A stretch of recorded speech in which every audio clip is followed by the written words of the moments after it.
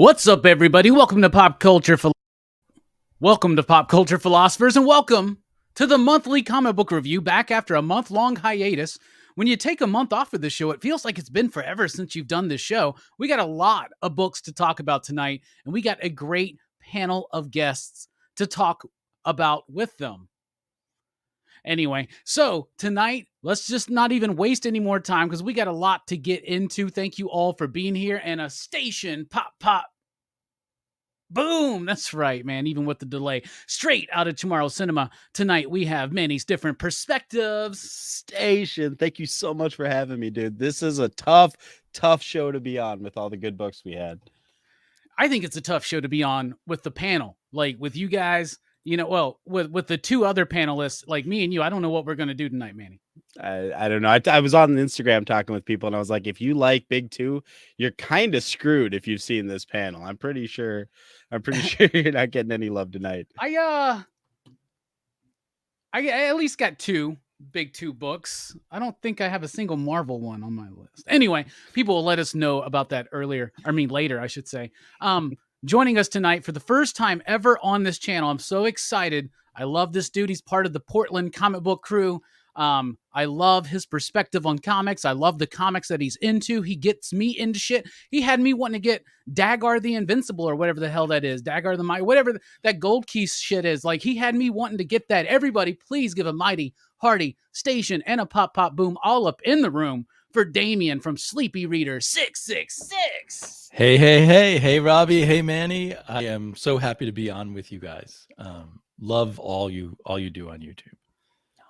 And Instagram with Manny's on Instagram a lot, right? Not these days. Yeah, he is like doing those like 90 seconds. You haven't dropped your Agent of World one yet. No, I'm too in, man. I'm trying to figure out. We'll end up talking about it, but the propulsion for his ship. I'm trying to find out if that is just a gag or if there was like more deep stuff into that. We'll get into that, my friend. I have your answer. Anyway, we also, speaking of Oregon Energy, we have the second greatest comic book reviewer on OnlyFans. It's Nick from Comic Culture. What is that? What's going on, man? What's going on, Damien? I'm so happy you're here, dude. I'm so excited to get you on the show. You and Robbie are two of my favorite reviewers every week, so that's awesome to be. Well, the feeling is mutual, so I'm so glad you're on, Manny. Good seeing you again, brother. Yeah, dude. As always, Robbie. Manny's good at reviewing comics. Yeah, but I don't think of Manny as someone who does one of these shows that I see every week. Am I wrong, Manny? The weekly comic book countdown. Yeah, Manny would have to read them all at once to do that, right? But you do great shorter videos on Instagram, and I love your live videos with your daughter and that kind of stuff. Yeah, Manny does probably the best content out of all of us because it doesn't have much. It's just about honesty, integrity, and family. It's kind of like the Fast and Furious franchise, right, Manny? Absolutely. I can drink any beer I want. As long as it's a Corona. All right, so let's go ahead and get right into it, Fast and Furious. We'll start with the Vin Diesel of the crew tonight. That will be Manny. Manny, why don't you tell us? And we're covering June and July, and everybody, spoiler warning. We may be dropping spoilers. We may be showing pages. You never know what's going to happen on this show, so be warned. And thank you all for being here. This is awesome. Anyway, Manny.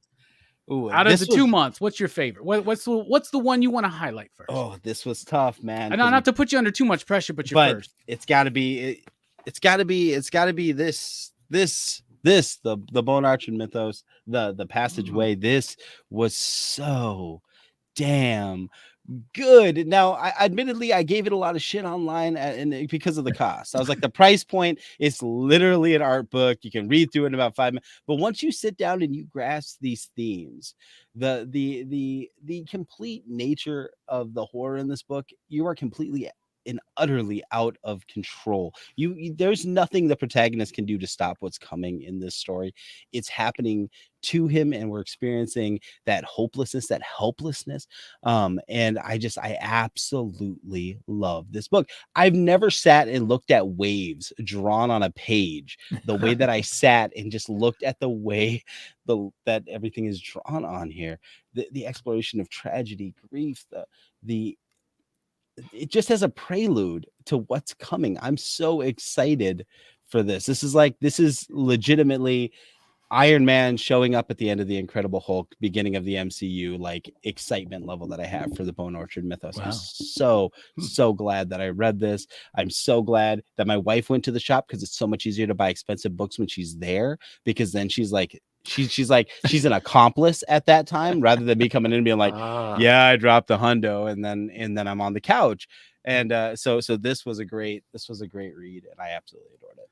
Yeah, I loved it too. So this, along with the free comic book day thing that they dropped, is the start of this. The Bone Orchard? Is that what it is? I always want to say the Boneyard, which is something way different. But the Bone Orchard mythos, it's going to be a series of connected, horrific comic books by Jeff Lemire, Andrea Sorrentino, two fantastic talents. I love Sorrentino's work. His artwork, the way he can spot blacks and the way he uses like design in his composition works to me like Mike Mignola. His work doesn't look like Mike Mignola, nor is it laid out like Mike Mignola, but he gives me this kind of vibe of being able to provide atmosphere through like the way that he's kind of designing and laying out those pages, pacing those panels and spotting those blacks. I love his artwork. I love Lemire for the most part. When I first read this, it was super quick, super easy and breezy, but it's going to be this whole world that's kind of either graphic novels like this one is. And yeah, it's $18, but it's like what? It's like at least 80 pages, right? At least. I don't know. I didn't count the pages. For a hardback, that's a low price, actually. Yeah, right? So I like it, but the problem is it's really going to mess with people that have like OCD collectors, because some will be like graphic novel hardcover, some will be one shot, some will be mini series, and like, whoa. Maybe you just want to wait for the deluxe hardcovers, but I really liked it. The more I got into it, I got to read this thing a few times. I actually read it the first few times digitally because Sorrentino sent it to me. And it's not, you don't want to read Sorrentino's work digitally. Like you want to be able to experience it like in your lap, in front of you, in the full scope. And there's something magical about it. I really liked it. Any of you guys read it down below? Oh yeah. I need to reread it. So I enjoyed it. It kind of flowed over me. And I remembered your review where you said you read it several times, Robbie. And I made a mental note that I should do that, but then I put it on a shelf somewhere. So I need to go back to it. I really like the sort of, it's not quite multimedia, but the idea of it coming out in different formats, that actually appeals to me. I guess I don't have that OCD. So I think it's kind of cool to see it in different places. I also feel like this is like the perfect story for someone like Sorrentino, who really lives in those sort of spacey, interesting layouts and stuff that use visuals to reflect the inner mind. And so I thought that's part of what's really exciting. I hope that all of the Bone Orchard is illustrated by Sorrentino. Yep. Yeah, me too, 100%. Nick, did you get a chance to check it out? And Perry always enjoys things in his lap. He's known for that. Yeah. No, I did not. I can see it from here. It was about 2 weeks late at the shop, I think. And so I did not get a chance to look into it. I heard it was a very fast read. Sorrentino, though, I mean, that was one of the first artists that I recognized getting into comic books. I was like, what is this look? Because everything I've seen when, growing up and stuff was all superhero kind of stuff. And then Sorrentino came around. I'm like, holy crap, there's like this sketchy, really weird art style. And I just absolutely fell in love with it the first moment I saw it. And so it's definitely a creator that I follow around, and I do have the tray, but it's going to move up to the top of my my backlog after you guys gave it such high praise. So. Oh, bro, you can read it on the shitter, man. It will take you no time at all. I could probably read it right now between. Yeah, you probably could. It, just depending on how much time you want to spend with it, because you could honestly spend days. Yeah. Look, not days, but you could spend minutes looking at some pages, right? Like appreciating it. And I think that deepens some things. Like when I first read it, I like breezed through it, right? And then like I tried to read it again. It's not, when you get these PDFs, they're just one page at a time. And so there were double page spreads that I had to read. Like I had to put it together in my head. And it's like, that's not how you want to go. Echo Lands, by the way, digitally is the worst. It's just absolutely the worst, right? But I really like the book. I'm really excited to see where it goes. Yeah, imagine you can't see that digitally. Yeah, you can't. Especially like a vertical scroll. Oh, man. Yeah, come on, Image. Get those PDFs together. Anyway, Damien, that's a good first pick, by the way, Manny. Excellent. That's really good, man. I'm proud of you. I'm really proud. You're on your way to being the fourth best comic reviewer on OnlyFans. It was almost Archer and Armstrong Forever issue 3, so I'm glad I went with this one. I read The Room. I was like, I enjoy that book, but I don't know if we're going to be talking about that tonight. But all right, Damien, what's a book that you want to highlight? Archer and Armstrong. No. Well, in this 2-month period, we got 3 issues of the delicious, righteous thirst for vengeance. And each issue has a totally different vibe, right? There's issue 8 is our torture issue, which I really found painful to read, especially because there's a kid involved. And then we skip ahead, and issue 9 was this sort of beautiful, relaxing vacation. I think we're in a Central American country. I wasn't even sure. I can't remember now. But just a beautiful evocation of kind of their day-to-day life, where they're in hiding, but they're relaxing. And then super suspenseful. I guess I am spoiling stuff a bit.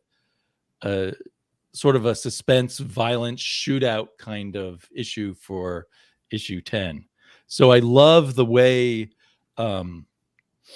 sorry, brain fart. Rick Remender, of course I knew Rick Remender is the writer, gives us a different mood for each issue, but it all plays to the story perfectly and carries the story forward. And of course, I think so many of us, I'll go for an earlier issue to show the art. So many of us rave about Andre Lima Araujo's art, and it's addictive. It's addictive for me to get. I want more and more of his art. I'm happy just to look at his art as they go buy some fish at the market or something. Yeah. So yeah, to me, this has kind of been blowing my mind for these, and just by a freak of publishing, three issues came out these 2 months. So that made it stand out.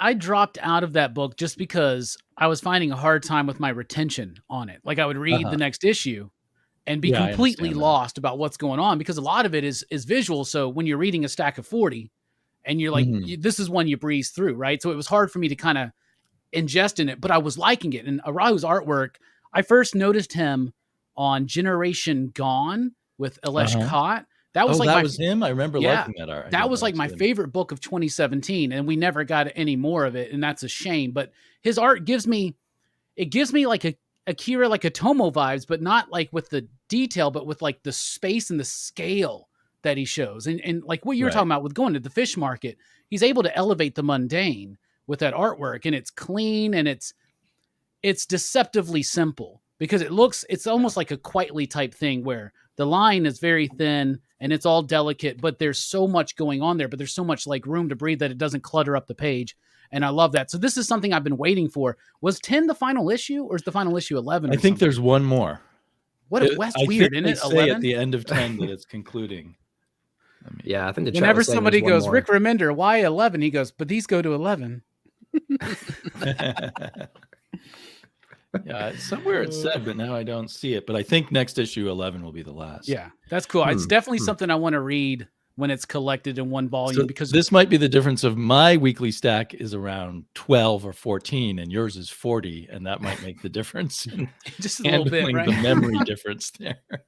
Yeah, but I was like, I gave positive thoughts about the first 3, and I led people in the right direction. I can move on now and just wait for it. I do that a lot with Rick Remender.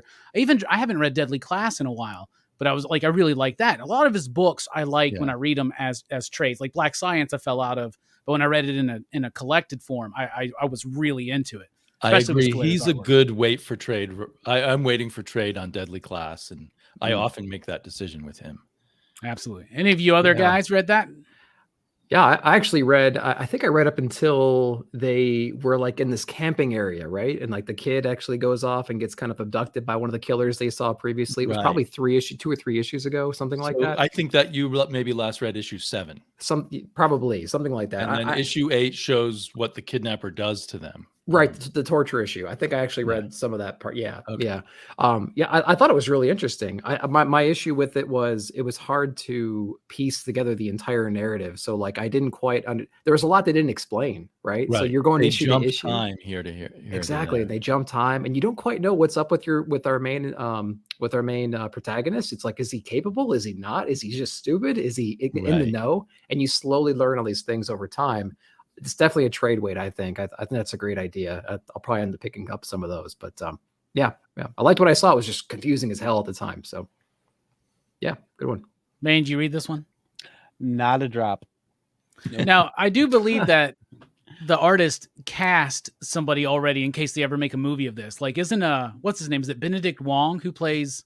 Is that what this Wong? guy looks like? I think yeah. so, man. I'm not it's- familiar with yeah. the actor, so I don't know. Yeah. Yeah, I think so. The It guy might that as well plays be. Wong in Doctor Strange, yeah. It might as Who's well be like in Diodato every drawing it. MCU project. He just like shows all those memes are popping up now. Jelani's been sharing them. Where like an MCU project's announced, Wong Yeah, like creeps through the door. So it's the long verse.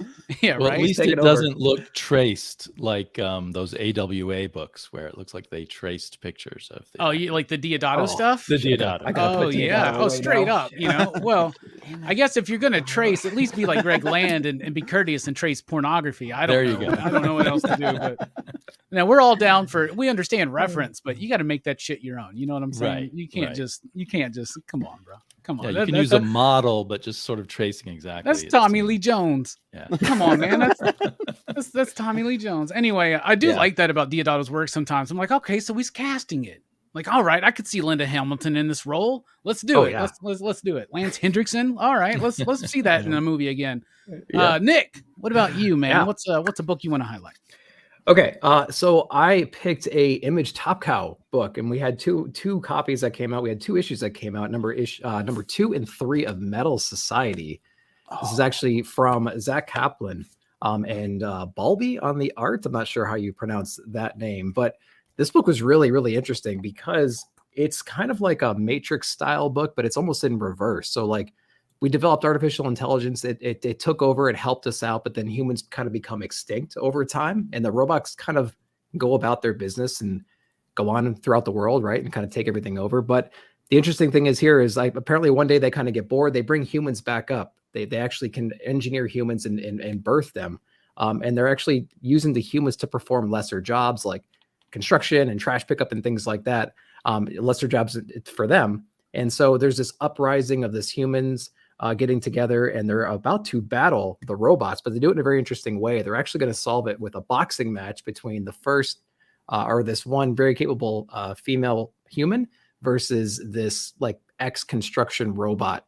And they're about to have this awesome boxing match here. But the really fun thing about this book, aside from the art, which is really, really intense, it's almost got like a Not All Robots vibe as far as like the social commentary that you see everywhere in Not All Robots. So it's all over the place in here, but it's happening on both sides. It's happening on the human side and it's happening on the robot side. And you don't know who you want to win. Like you honestly don't. You think as a human, you're going to be rooting for the human in here, but the robot side, they do such a good job and they're so compelling at portraying their point of view and this particular robot's point of view that you almost want him to win too. So it's a really, really interesting struggle, really interesting dynamic that they put here.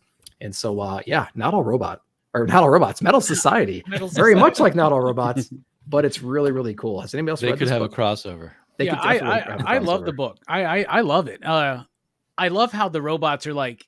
It's not just, they're bored, but they're also like, you know what? We're good robots. Let's bring humans back. Exactly. Let's bring them back to do our, like somebody needs to take out the trash and clean all the circuits and this and that. We're too important, right? We're robots. We're good people, or good robots, I guess. They are a little high and mighty. Yeah, I do like that. Zach Kaplan, fantastic science fiction writer. I also really like Mindset. Maybe somebody will bring that up later, but I think he really does a great job. He did this same thing with Join the Future at Aftershock with I can't remember the artist, like Peter Kowaleski or something, but he's showing you all these different sides of the situation and the conflict without necessarily narratively casting judgment. And that's what I really, really like about Metal Society. And you're thinking a whole book built up around this one fight. They ain't shown shit of this fight yet in 3 issues. I don't care. I know. Because they're building up all these sides and all these characters and perspectives, and it's absolutely blowing my mind. I'm really overjoyed by this book, especially being from Top Cow. I think they need to go in this direction more so. I think Zach Kaplan needs to be the next dude. I mean, imagine him doing something at Top Cow with Mark Silvestri. You know what I'm saying? That could be interesting, right? So I don't know. Yeah, for sure. Is there hope of getting Mark Silvestri back to the drawing table?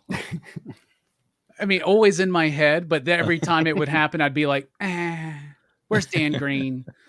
But anyway. Right? Yeah, Dan Green was a great inker on him, wasn't he? Anybody else read this book? Manny, Damien?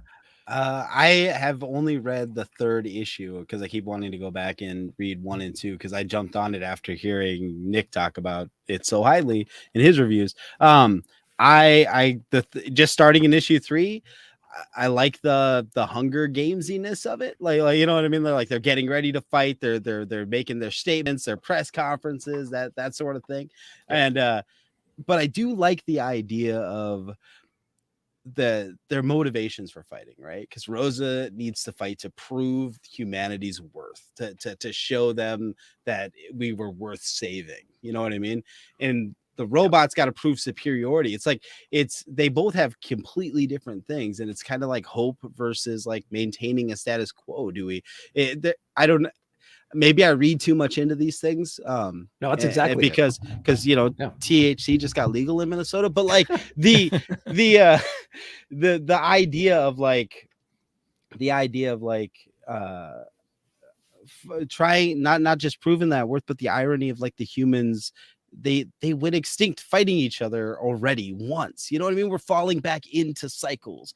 Humans did this to other humans. You know what I mean? Like, we subjugated people, we made people less than, we made them our domestics, or like we did all these things. The robots are just going through those same motions, right? And I get this whole this has happened before, it'll happen again shit, because we all had to watch Battlestar Galactica because the Bad Batch was talking about it. Like, I'm getting all of those feelings in this one issue, and now I can't wait to go back and read the other ones. That's a damn good pick, Nick. Thank you, bro. Well, Nick has been selling me on this book month after month, but I only found issue 2, so I haven't read it yet. So I guess I need to gather up the other issues. But I do remember in particular Nick's reviews of it in the past few months. Yeah, solid book. Yeah, real solid book. I'm having a lot of fun with it. All right, time for me to spotlight a book. I think this is to nobody's surprise because so far it's my favorite #1 issue of the year so far. It's time to talk about Agent of World. Now, this is not just because Dennis Camp is my homie. He's been on this channel 2 times. We just had him on a couple weeks ago. That was a great conversation. Y'all don't even know how cool Dennis Camp is.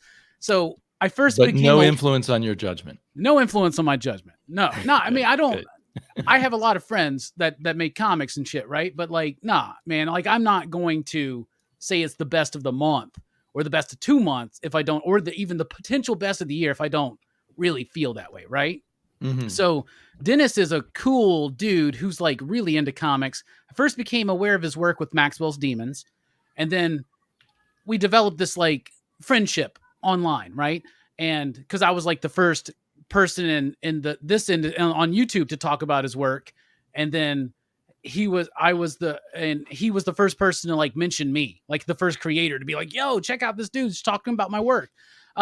So anyway, I was able to see this book kind of blossom, right? As well as 20th Century Men, what's going to come up in August. So I'm telling you what, man, Dennis is about to blow up, because I think for someone still very early in their career, Dennis is reaching for the fences every time, and he surrounds himself with some of the most amazing creators out there. The artist on this book is Filya Bertukin, a Russian cat who is doing this insanely detailed artwork. It's kind of a little bit like Mobius and Darrow, but it's kind of its own thing. It's a little bit more cluttered than a Mobius page. It's more like maybe like early.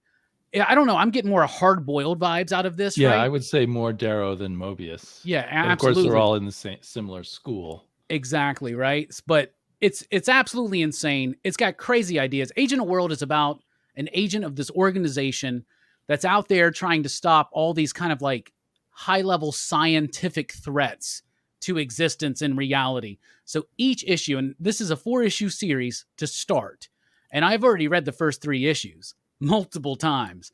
And Dennis, if you're watching, I'm still waiting on that 4 right there. But no, I love this book and where it develops. So no, the check. Yeah, I'm shilling for Dennis Camp here.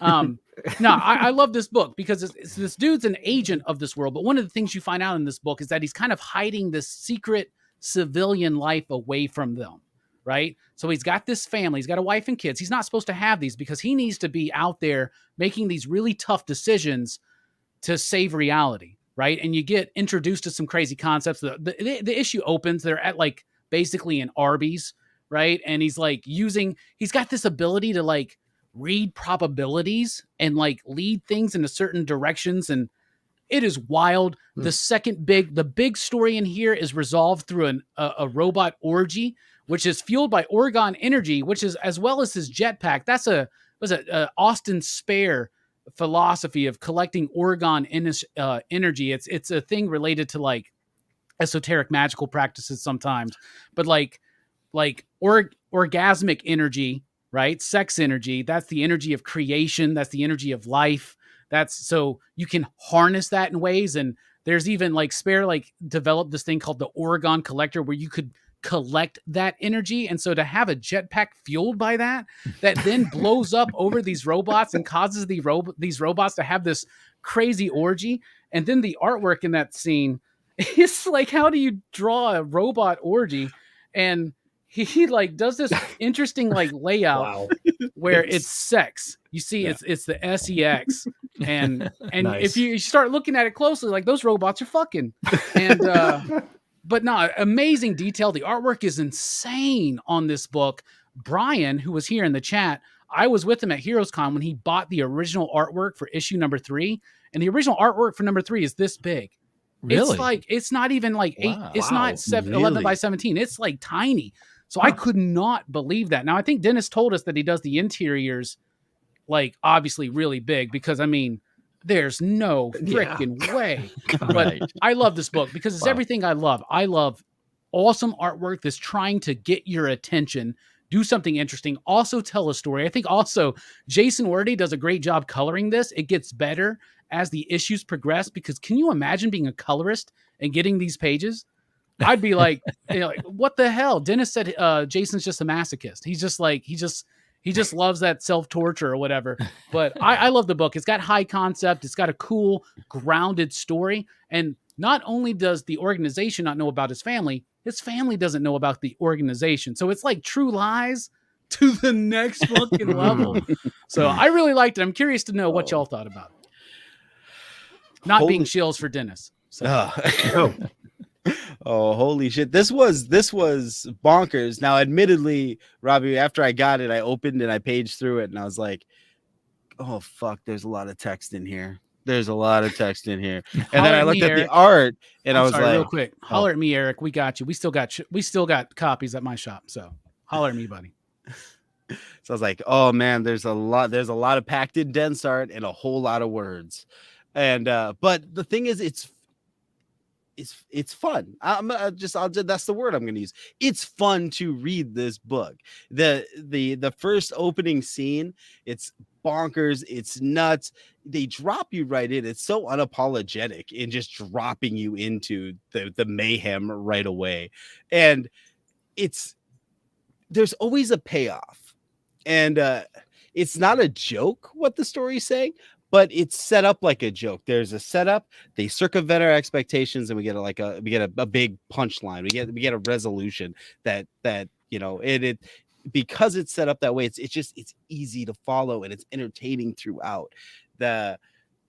Until you explain the propulsion system, I kept trying to think like, why did he just write an orgy into this? Like I kept trying to think. I was like, because nothing.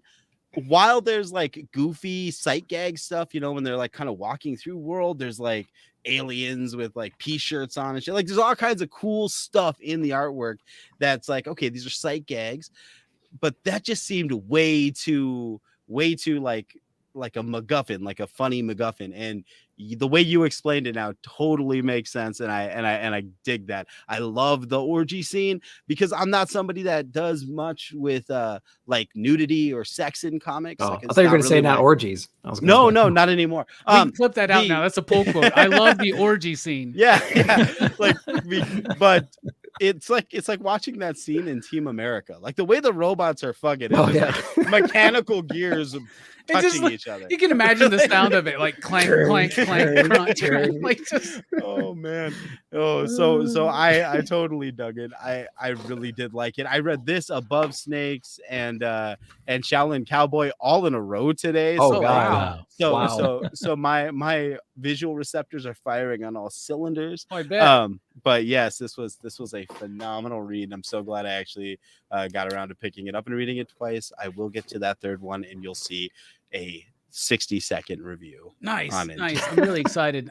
Each issue is designed to be self-contained, but still part of the overall story. So they keep that up at least for these 3 issues. And issue 3 is like halfway through it, I didn't know what the fuck was going on. Like it's one of those kind of books. It's a challenging book artistically and through the story, but I think it's well worth it. What about you, Damien? What'd you think? It was at the top of my pile of special comics to note. I kind of made a separate pile, maybe because it's a first issue and I'm waiting to see what I think of it fully, but I really loved it. And I think the art, stole the show. So maybe I wasn't paying as close attention to what the writer was doing and need to go back for that. And I love Jason Werdy's coloring. And now that you mention it, I think I can see the coloring get better as the issue progresses. So it probably took him a while to get a grasp of how to color this art. But I've seen really good coloring by him before. And towards the end of the issue, I just think the coloring is fantastic. Yes. And Wordy feels like the colorist that the comic industry hasn't totally discovered yet. So a smart indie guy signs him up when really he should, be at the top most expensive coloring jobs already.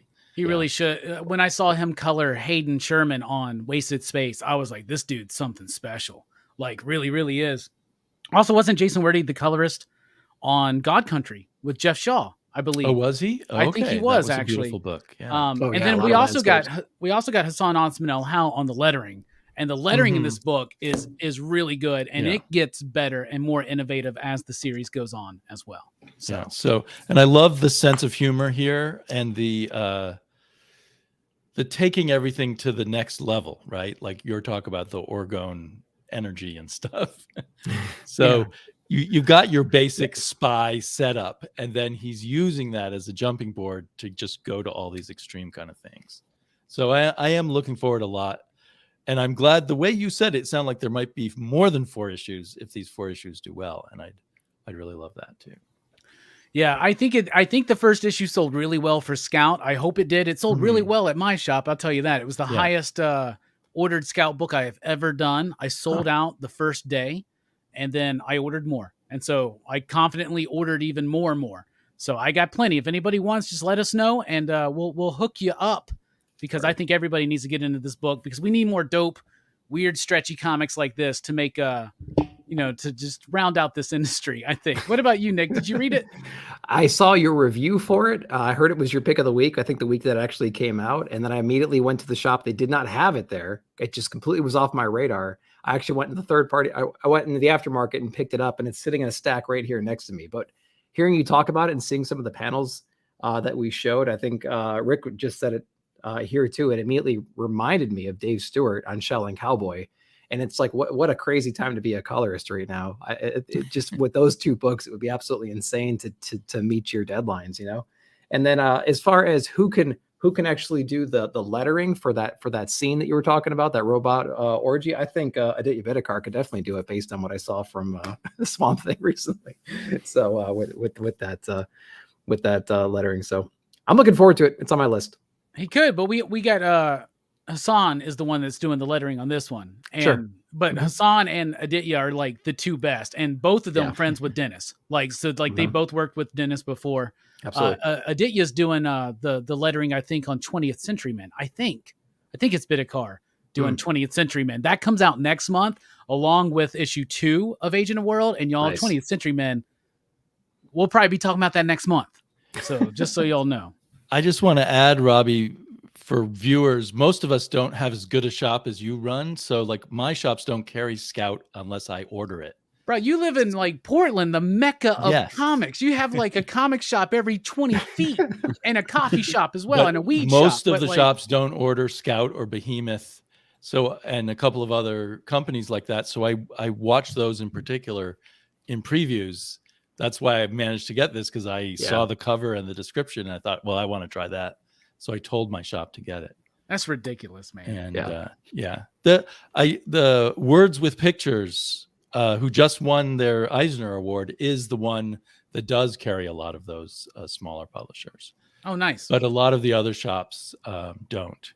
I think Bueller one time told me that Tefal won't even stock some Dark Horse comics. That's terrible.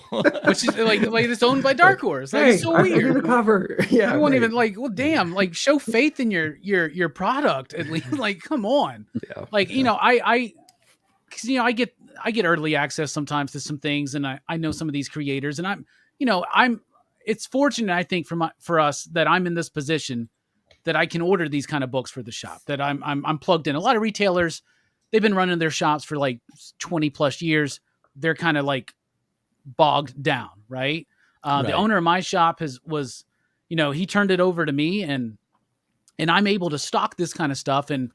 But a lot of the time, it will sit there on the shelf unless I go out there and hand sell it. And so that's what you need. We need more retailers that are like confident and like they love this industry. They love these books. They want to get to know what's coming out, and then like find out what's really good. Because when you find out what's really good, and a customer ain't going to come in and just pick up Agent of World off the shelf for the most part. You got to and I know who to sell this book to. You got to have retailers that are that can do that.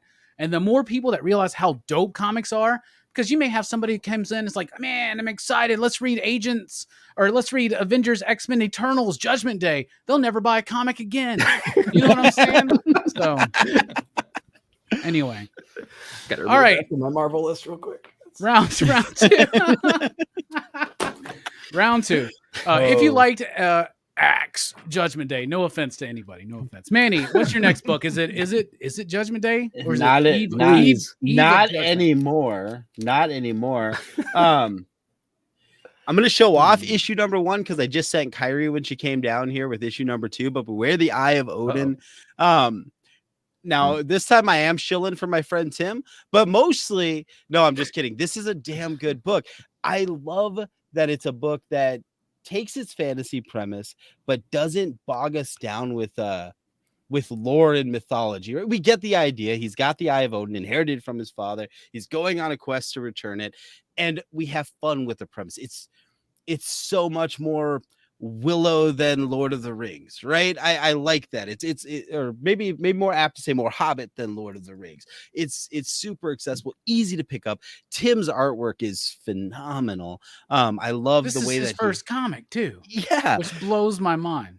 It's astounding. I love the grotesque that he leans into with like the trolls and things like that. He's not giving us versions of characters we've seen before. In issue number 2, we have what I'm gonna say is the dwarven archetype, and they're the fucking rock trolls from Frozen, but badass. like it's a very fun read, and I absolutely love it. I love it for the same reasons I love Twig, but this one's got just a bit more testosterone. So absolutely, I am loving Beware the Eye of Odin. Beware the Eye of Odin is great. Tim Odlin, friend of the show. Doug Wagner, friend of the show. Doug Wagner's actually from my hometown. He's from my area. When we had both of them on the channel, you can catch a lot of it as me and Doug talking about like comic shops from the 90s and shit like that, and where to go get a good corn dog. But actually, we don't talk about the corn dog thing, but I'm sure he would have said Zestos back in the day.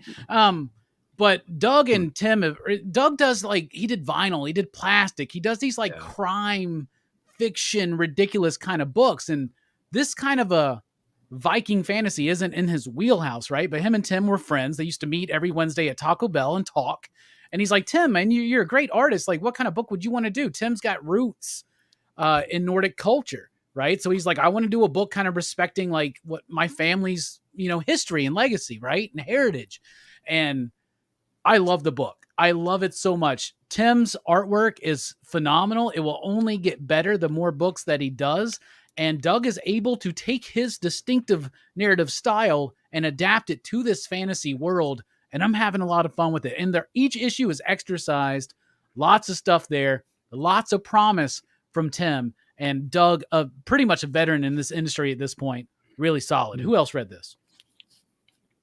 I read issue 1, and I haven't read issue 2. And I think I decided to let it go. And I think it was because there's a lot of fantasy comics that I'm reading right now, and I just felt a little full up on it. Maybe from Norse mythology recently and that. But it did seem, it seemed very, well, like you said, like on testosterone, it seemed to have a nice little edge to it, not too much of one. But like I could imagine my daughter reading it, at least with the first issue I read. But it did seem to have a little more oomph to it. And I don't know if I don't think I liked the coloring too. I think that may have put me off a little bit. I'm trying to remember, but yeah. One thing I do like about issue number 2 is issue number 2 ramps up the action and like it intensifies it like crazy. Like the whole issue is like this big action scene and stuff. And he's doing some interesting stuff. And like I said, I think Tim is going to be able to flourish and becomes, and like, this is his first comic book. It blows my mind. It already feels like this is not his first comic. Like he's already been in this industry for a while and he's been an illustrator for a while, but I like the book. I think it's super solid and I'm excited to see where it goes. Nick, you did not check it out, huh?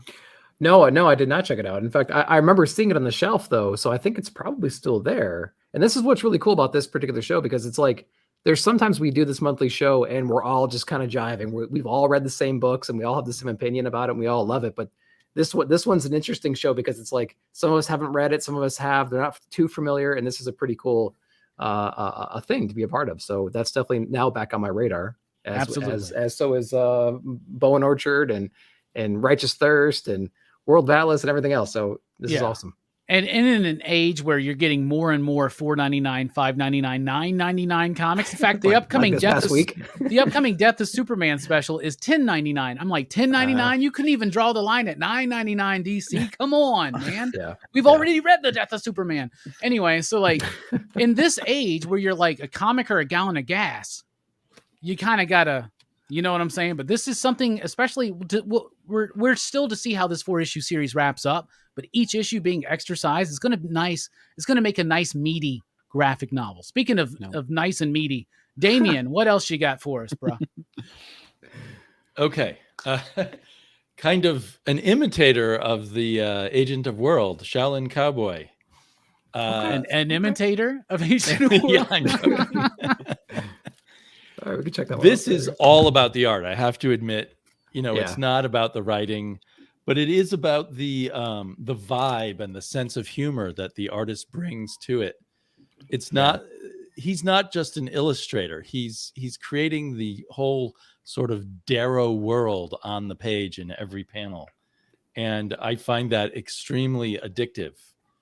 And it has fantastic coloring by Dave Stewart, although I don't know why he insists on making every sky yellow. I keep pondering that. Why are the skies all yellow? Because he's got to color in every piece of trash that flies through each other panel. Well, Jim Rugg always says no blue skies ever, and apparently that works. But the problem is he's using a warm color for the background, but there's warm colors all the way through. Right. He's making life harder on himself, but he's doing a good job of it anyway. And then there's just the craziness, like this battle here between Shaolin Cowboy and a featherless bird. Yeah. Whose feathers he chopped off. Hold on. Show that up again. I want to, like, people got to see that. Like the featherless bird. Like, oh my goodness. So creepy. Yeah. And he does not shy away from the blood. Nope. But it all, in the end, it's, I don't know. It's like the most artistic fantasy inspired by the Three Stooges ever made. That's a good way to put it. Inspired by Three Stooges, Kung Fu movies, and very much the absurd imagination of Jeff Darrow. Yes, and who likes to draw dog butts on every dog that there's like 8 dog butts in the newest issue. I swear, like. And for some reason, there's giant floating jellyfish and piloted by like a weird Hitler clone or something. Like, I don't know. In a baby kind of outfit that then becomes part of this is the spoiler of the biggest kaiju thing of the giant kaiju. He becomes the ball sack. Yeah, giant he does. Who would think of that but Jeff Darrow? Oh man. So yeah, the humor is not in the story so much as just in the pictures. Yeah. So I think that's why I think most people that I know would love it, but I imagine there's some people out there who say, well, what's the story? And so I want to prepare people for that. Well, I'll tell you what, I think the story is phenomenal because the story to me is a stream of consciousness from Jeff Darrow. I don't think this cat has a plan. I think he starts drawing. You know what I'm saying? Like, yes. and there are hours of him talking to Ed and Jim over at Cartoonist Kayfabe. And you get the sense that he's like, he pulls out the page, he just starts. And like, it's the most wild, absurd, crazy stuff. He puts certain things in there. You know, he makes fun of things and it's absolutely wild and crazy. I've always loved his artwork. I've really started getting back into it with the return of Shaolin Cowboy, doing a deep dive rereading or a deep dive. Jesus. Rereading hard-boiled all the Shaolin Cowboy stuff, even the Matrix webcomic that he did. I love his work. And also he was the designer of most of the mechanical sentinels and shit in the Matrix. And he designed the what do they call them? The birthing pods, like that whole, like the fields of them. Like he designed all that. Super gnarly stuff, obviously influenced by Mobius because he developed a friendship with Jean Giraud. He lives in France now. He's an exceptional artist. And when I found out that this was finally coming back, 7 issues done and complete, y'all, you can just jump in with the rest of us. You're going to be as confused as the rest of us. This story doesn't have a beginning, middle, and end. It's just what it is, and it's phenomenal. It's amazing. What do y'all think? Oh, well, because I have a big pull, and I can't remember all of my books without taking notes. This is how I keep track of my stuff. I wrote bonkers.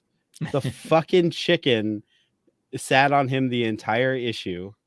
And then they fought like that. That's the plot that I had to remember. I loved it.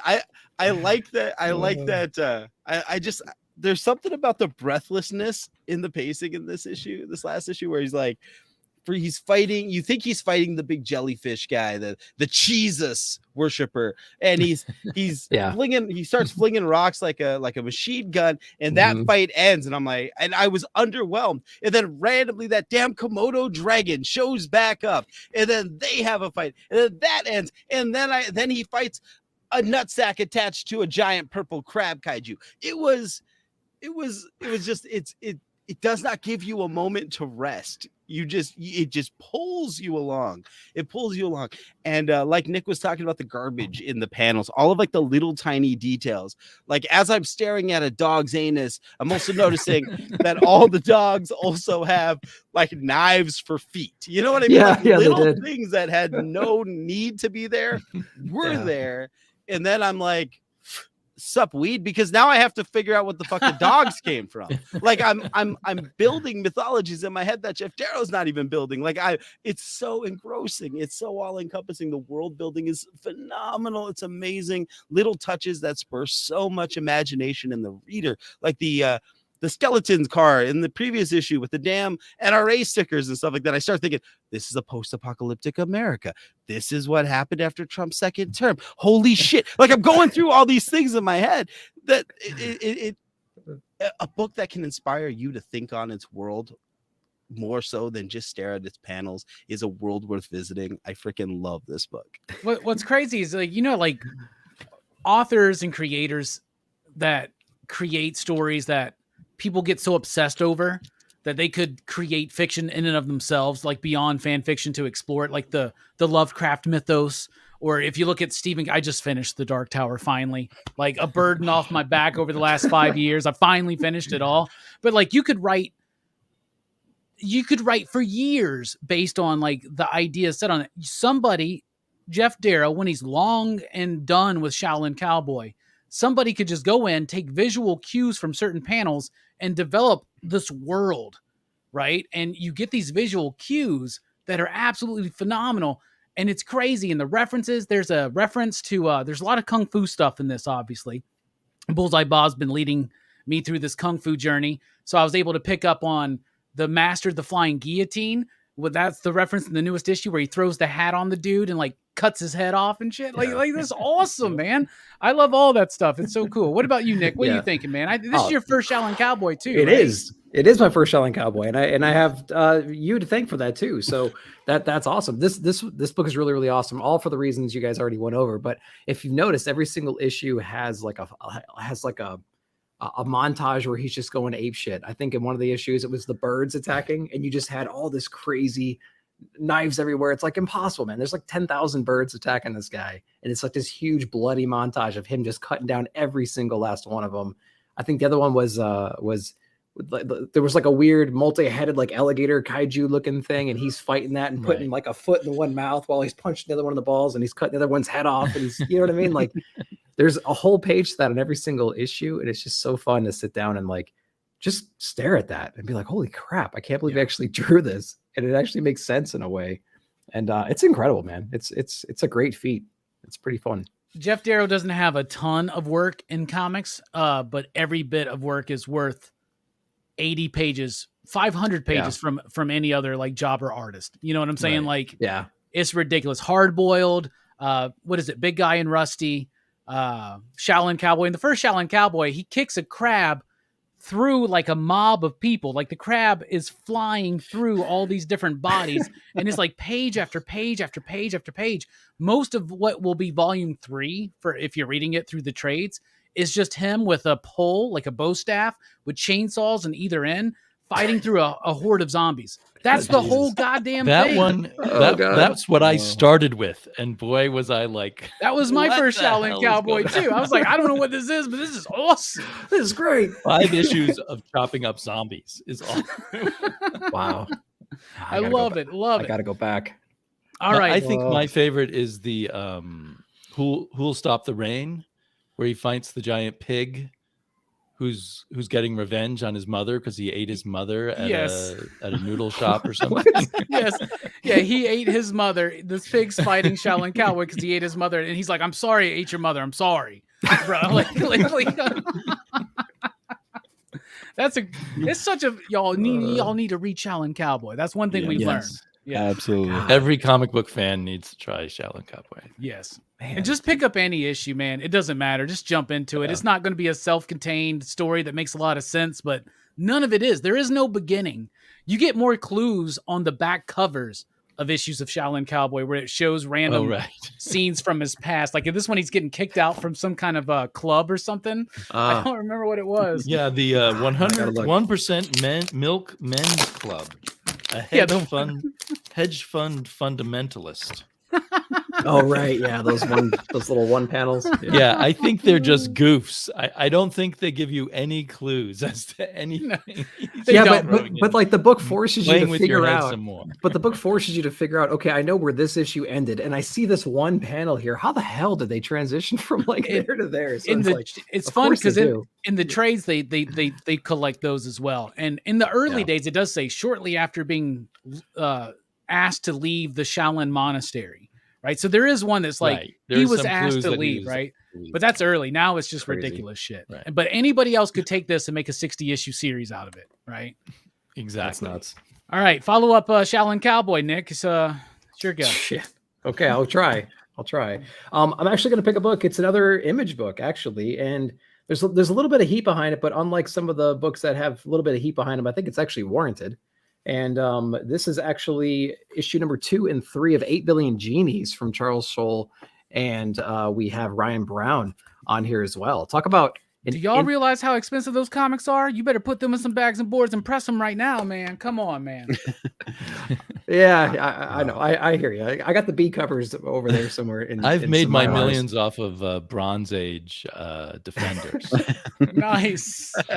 So I'll do the rest of this review just flipping through issue number 1 violently and just seeing what I could do. But no, this is actually it's actually a really, really fun book. So I haven't read a whole lot of Charles Soule in the past, and I haven't been introduced to Ryan Brown until this book.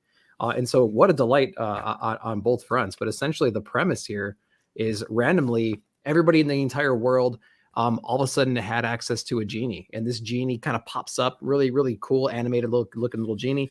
And they can grant everybody in the earth one wish. And you can just kind of imagine the confusion, the chaos, just like the horrors that might ensue. You have, I mean, we all know at least 100 people, and we all know that people are just completely nuts on the bell curve, right? So we can just imagine how crazy shit can get pretty quickly. The perspective this book takes, though, is interesting because it's within a bar. There's many different people within inside this bar, and we have kind of our safe haven created because the bartender grants his wish very, very quickly. And his wish is that no wish made outside of this bar can affect the people or things inside the bar. So you have your safe zone. And within that safe zone, you can then witness the chaos happening around the world, which is pretty cool. There's just a lot of really interesting elements in here. They touch on all the different people within the bar. There's like a band and their drama, things like that. The bartender himself has some interesting past. There's some people kind of coming and going inside of the bar. You learn a little bit about what they're there for. So it really kind of touches on the humanity of the different people inside the bar, but it also has like a playful tone to it. You get to see some of the wishes that people make. And for instance, like on issue number 3, I think it's like 1 or 2 pages in, they actually get to show you, if you can blow that up anyways, they actually show you what the world looks like. And this is what, the first 8 days. Yeah. That's the other interesting thing. Each book takes like the first 8 seconds, first 8 minutes. Now we're in the first 8 days. And that's what the world looks like right now. And they have this population counter here towards the bottom too. So you can just kind of see what kind of craziness is actually going on in here. The next issue is like what, the first 8 months? I think it's 8 months. Like first 8 weeks? Oh, weeks. Yeah, it's weeks. Well, we're into, well, yeah, let's see. We're in the days. It might be weeks, but I think we're actually going to get into like, must eventually go to years or decades. It's going to go really, really far into the future, right? So it's going to be interesting to see what it looks like, you know, hundreds of years from now if they go into that kind of distance here. But yeah, really, really interesting art. I'm loving the creativity behind this, and it's like it's the kind of book that you read, and then you kind of think about what would you do in that situation, and then you start thinking, wait a minute, not what would I would do, what would these other psychos do around me, and then how would I kind of protect myself? And you see that in here too. Like how you would actually protect yourself and your family. So I think it's a great book. I think it's worth the hype that it's getting right now. And then the fact of everybody gets this wish, including everybody, babies, 8-year-olds. Yeah. Like 8 months, like if you're 8-month-year-olds, 8-second-year-olds, like everybody gets this wish. Like what is a 6-month-year-old child wish for? You know what I'm saying? Like, yeah. And it's weird and it's wild. And Charles Soule's never been my favorite writer in comics over these last few years. I didn't really like a lot of his stuff. I did like his Swamp Thing runs pretty good. Followed up that was Scott Snyder. I like his work with Scott Snyder on Undiscovered Country, but it's just the concept. It's just the concept I like. I don't like his Daredevil. I don't really like his Star Wars for the most part. But did you read Curse Words? Curse Words I fell in and out of, right? Okay. And Ryan Brown did that one too, right? Right. That was their first team up. This one makes me, not only am I confident in saying that it's my favorite Charles Soule book so far, it makes me want to read Curse Words, like for real, like read it, because this book is imaginative. It's interesting. And like, who was it? Oh man, who was it? Rick. It's like, what if Wonder Woman 1984 was good? Like everybody in the world gets a wish. That's true. You actually get to play with that, and you're actually telling these personal stories. And this one guy's like, I want to have an armor that will defend me from anything. And he goes out and like, you got all this interesting stuff going on. And then in this newest issue, you find out, because in the end of the last issue, they bring back this kid's mother. But then you find out when the person who made the wish dies, the wish goes away too. And they're sitting there drinking with like Jim Morrison and a few other people. People are wasting their wishes of bringing back people from like, it's so weird. Like maybe I would be that guy. I'd be like, Jack Kirby. I want to have lunch with Jack Kirby. Let's do it. Right? Like, that'd be fun, man. What do y'all think? Damien, you're reading this book, right? Yeah, I'm loving it. It was at the top of my pile as a potential best of the year too. And so I think it's an awesome pick. And I was a fan of Curse Words, but I think this is even better. I think Charles Soule is like a logical person who works out a plot, and Ryan Brown is the crazy man. And when you mix the two of them together, you get a really interesting mix. Charles Soule had a novel, and I wish I could remember the name of it, but I read it, and it was about a guy who got like a psychic flash of 108 predictions of the future. And Charles Soule kind of systematically figured out what he would do with that. So it was like Stephen King without the horror in a way, like just working out what the meaning of this supernatural event would have on the personal lives and the whole world. So I see that Charles Soule in here, along with the wackiness from Ryan Brown. So I'm loving it. I can't even anticipate, what it's going to be when it's 8 years in the future or 8 decades in the future. You know what? I thought about that when I actually saw there's actually like a little somewhat of an interview between Chip Zdarsky and Charles Soule. It's on Chip's channel, but like he was talking about the time frame that they're going to jump into eventually, and it's going to get exponentially far into the future. And so I started to think, like, what do you do when you're that far away? And I'm trying to think, like, wouldn't it be cool to like monetize your wish? You know what I mean? Like when everybody else has made their wish and people get extremely desperate and you're like, I have my wish. Obviously, here's my genie. What's it cost to you? Like, how much is that worth to you? Knowing that all that, like, what do you have? Like, what have you collected over the millennia or whatever the distance is, right? I think that'd be an interesting take. Oh, what if we eventually get to 8,000 years later? Like that'd be wild. Oh yeah. Yeah. That would be crazy. I love the book. I think it's really, really solid. Obviously it got picked up for some TV show or something. Yeah, so like the issues they're really hard to find, and Image needs to get on this right now. I know they don't like to do second and third printings for the most part, but like they need to do that on this book right now because it's gaining the speed. You're going to lose this hype. Like spec hype will get you to a point, but then you got to have the book available to people to read. True. You know what I'm saying? Very true. Yeah. And this one, you want to read it in order to get that build up. Yeah. Yes. Yeah. It's a you really could good dive in, but it would be a sad that you don't get the build up from the beginning. Exactly. And it's a really good month to month read too. It leaves you wanting more and stuff. Manny, what are you thinking? 8 billion genies. I'm mad that the book blew up because I had to buy issue 3 digitally, and as we talked about last month, I have a tiny tablet, so it's a little tougher to read. But I love it. I love how like the first issue totally whetted your appetite for 8 billion genies. Then like the second one kind of, I don't know, the way that the second and third issues are, they play with what we put our like faiths and our trusts and our own logic of what we would do in that situation. Like it puts that like under a microscope, right? In the second issue, all the governments are wishing to be the best government, which means none of them are the best government. Like you can't trust the institutions that are crafting society. And in this one, you can't trust mortality or immortality. All you can do is live in the moment, and I think that's really personified with the Asian couple that's in there, and the fact that she's pregnant. He's trying to figure out what type of world their daughter is going to be brought up in, and how their wishes should be used to impact that. The son is worrying about his resurrected mother and when her number is going to be punched. Like there's each book has this micro theming, and it's going throughout. And it's so good, and by the time we get to 8 billion years later in the 8 billion genies universe, what is left of the construct we currently call society and human interaction, and what's left of that, and what does that world look like in the future? Like that's a ride that I think we should all be taking. That's a damn dope book. I like it. I like it a lot. Real good book. We need some more printings of that book. Come on, y'all. Like that book is gaining hype and speed right now, and that is something that the concept alone will work to a large audience. Like if it hits like on a Netflix or an Amazon Prime show or something like that, it could actually hit because it's a really interesting concept. And if they execute it right, it could really work. All right, my turn. I don't have this in front of me because I no longer collect this one issue to issue, but it's Ice Cream Man 31.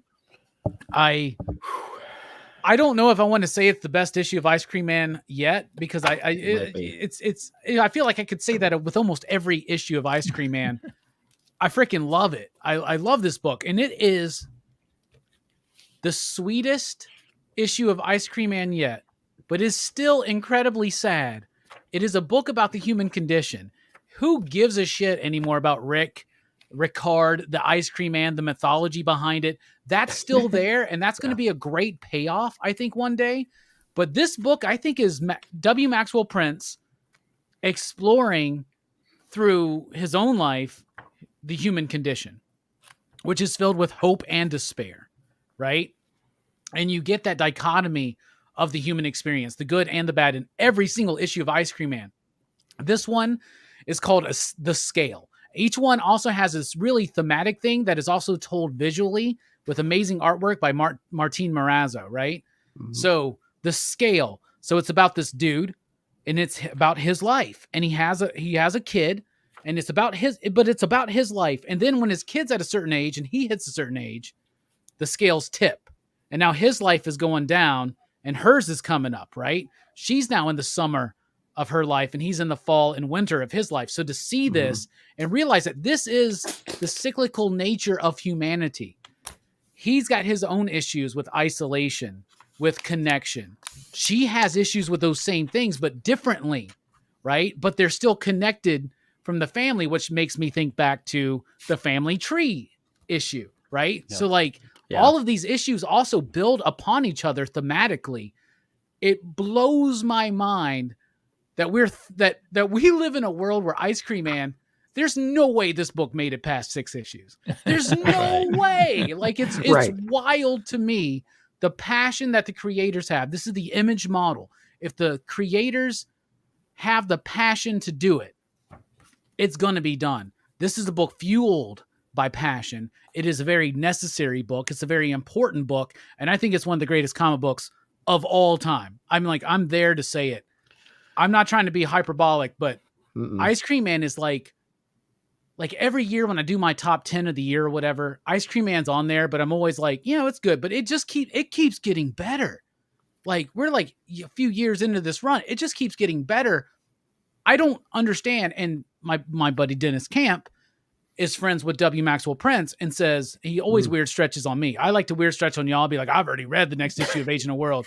He weird stretches on me. He's like, I've read the next 3 issues of Ice Cream Man. You have no idea what's coming. It blows my mind, this book. What do y'all think about Ice Cream Man? I absolutely, this issue made me cry at my fucking kitchen table. It's the dumbest, like the whole story is tear jerking, right? I mean, it's watching your child live while they watch you die. Like that's heavy shit. But the idea of baby soap, because oh god, yeah, like killed me. Oh man, dude, I cried. I ugly cried. I wrecked my book. It's not a 9.8 anymore because of water stains. It's okay. It was so impactful. Just that phrase was so impactful. And there's Ice Cream Man, everything's speaking to the human condition in these books, but this one, they're living in that moment, in that living in that memory, and there was visceral because I think as parents, like we've had that moment, you know what I mean? Like seeing the disillusion of the marriage and seeing how all of that went through by year 5. I mean, there's something very autobiographical about the way this is written that hits you in all of the feels. Yeah. So it almost to the point where you worry about W. Maxwell Prince. I think was it Damien that said in his videos, like, I just wonder, I just hope he's okay. I'm pretty sure. I think I asked that to Dennis, like off camera. I was like, is he okay? Like, is everything all right? And then like just the visual cues in the narrative that work. Like this one's all about the hook in the heart. So they have all this fish shit. That's why there's the shark attack. Cause it's just a random weird thing to throw in there, but it throws back to that fish and that hook in the heart thing, right? Like, oh my goodness, so blows my mind, man. So damn good, so damn good.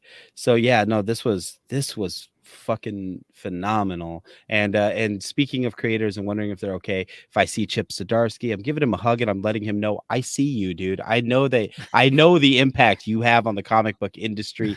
Please know you are loved and appreciated. Any other thoughts on this book? Come on, y'all. Yeah.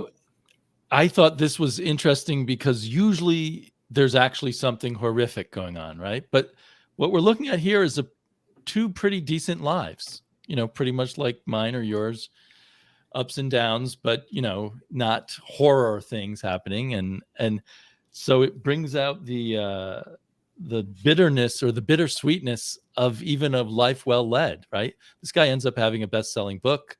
So his life achievement happens, and his daughter grows up healthy and everything.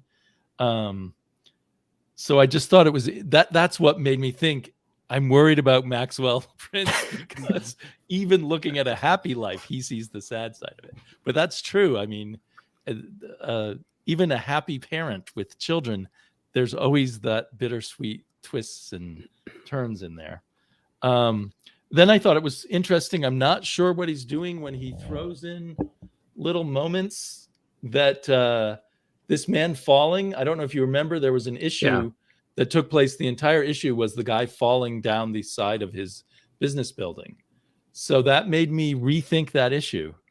Was that issue the delusion of the guy who was falling rather than something that was really happening? Yeah. You know what I mean? And then the clown showed up, and I need to refresh myself on all the clowns. That's the clown from Ha Ha.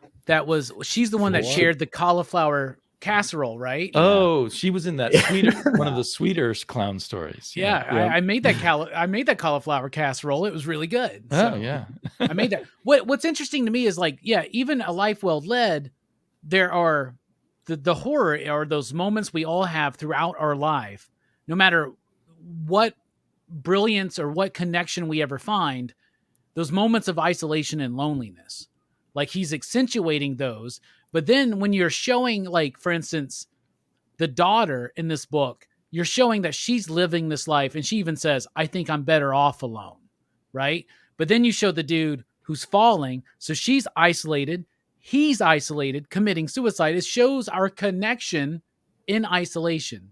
And it's almost like this sad tragedy of humanity is we're all alone, but we're all together. We're all side by side in our little cubicle of sadness. Yeah. It's so, and then like there's more connection than we realize because we all have the same shit that we're dealing with. Good thing we have YouTube. Oh, thank God. We're not as pitiful because we have YouTube. You know it. Ice Cream Man is a world without YouTube, obviously. Oh God. Yeah, but I think you're right. Because it's like it's almost like we're all kind of compartmentalized with our thoughts and with our feelings. And he's found a way to take essentially like Rorschach's journal in a way and paint it with like rose-colored glasses somehow. It's amazing. It's amazing how he can take those thoughts, those feelings and everything that everybody has that nobody likes to talk about and nobody likes to explore because they're just afraid what they're going to find. But he actually puts them on the paper here and you read it and you're like, yeah, I actually do relate to that. Or I can understand how people could relate to that because it's a really real human experience and emotion. And it's just beautiful the way that he can put it on the page. It's real interesting. And like Manny said, the damn baby soap, man. Oh. That fucking guy. I'm telling you, it's a great book. I mean, I prefer, like Damien was just saying, I kind of prefer the ones that are a little less horror-ish and a little more easily relatable. Like the Family Tree one was very interesting. I can't relate necessarily to everything that happened in there, but I can like understand what it would feel like to be in that position. And this book is the exact same way. It's like, it's so relatable. Even if you're not in that particular situation, you immediately can identify to it and imagine what it would be like. So man, fuck this guy. For that, he's too good. He's too good. For the Family Tree issue, just take the substance abuse and addiction and apply it to an addiction to, say, like, I don't know, Christmas Story memorabilia.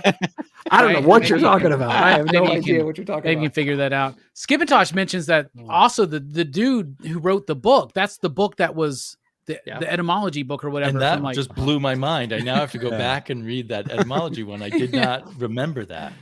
And apparently he also says throw in Easter eggs to the Electric Sublime, which was his first book with Martin Morazzo. I remember that book, but I don't think I ever finished it. I've never even heard of that one. I definitely need to get into that. I can't imagine trying to imagine putting all these Ice Cream Man issues together with all the haha issues and putting them on some kind of like a diagram where you can connect all the dots with thread and stuff like that. It's like the Dark Tower fucking all over again. God damn it. I'm telling you. I bet it spells something in the middle if you do that the right way.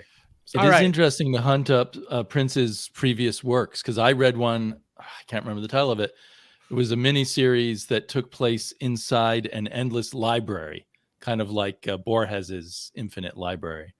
And it was all about stories, little stories within stories. And it really relates to Ice Cream Man also. I need to check that. I remember he did King of Nowhere, which would I think definitely with Tyler Jenkins, I think. Yeah, he did that in the middle of Ice Cream Man. Yeah, I think rereading that would be different now.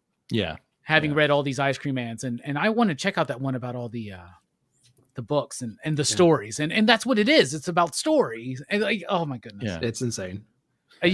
Whatever takes over from YouTube and Twitch and TikTok in like 30, 40 years, I hope they're still talking about Ice Cream Man because it's going to be well deserved. Hey, if we're there, we'll be on it. So we'll keep Only in talking about it. comics. I think there's something about this that can only be done just right in comics. Yeah, It they were wouldn't be trying to the do that same in TV a show for a show. while. I don't know if it could work. It could. I don't think it could. I be don't hard. know. It would Yeah. be. You would really have to have a lot of trust, right? With from into whoever decided whoever to be the showrunner and the whoever was distributing it or allowing it to be streamed would have to have a lot of trust in the person in that property. That's amazing. Tacky's got the Ice Cream Man NFT. So there you go. All right. Prove it. Time for a brief third round. Manny, what you got, bro? All right. Shit. Let's go with Ron V's Detective. Shit. Let's throw some Big Two some love here. Let's go Ron V's Detective. Yep. Brand new. This was good. This was damn good. It was I said in the chat earlier, this is a really good Ron V book that happens to have Batman in it. Chip Zdarsky wrote a much better Batman book, but this is a really good Ron V book that happens to have Batman in it. I like the idea and the exploration of like age and how Batman is counting his seconds.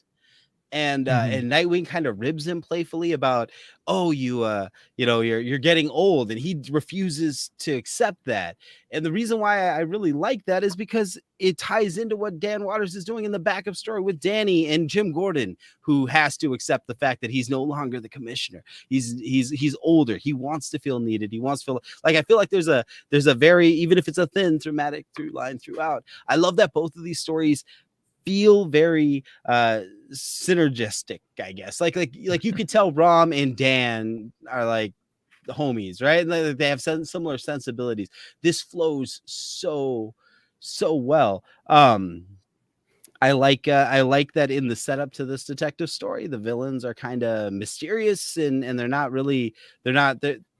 it's not somebody that we know. It's not the Penguin, right? Like it was in Zdarsky's Batman. I hate to keep comparing it because that's probably not fair, but like it's something mysterious. It's something for us to grab onto. It's something for us to research and experience with the detective rather than dealing with the devil we know.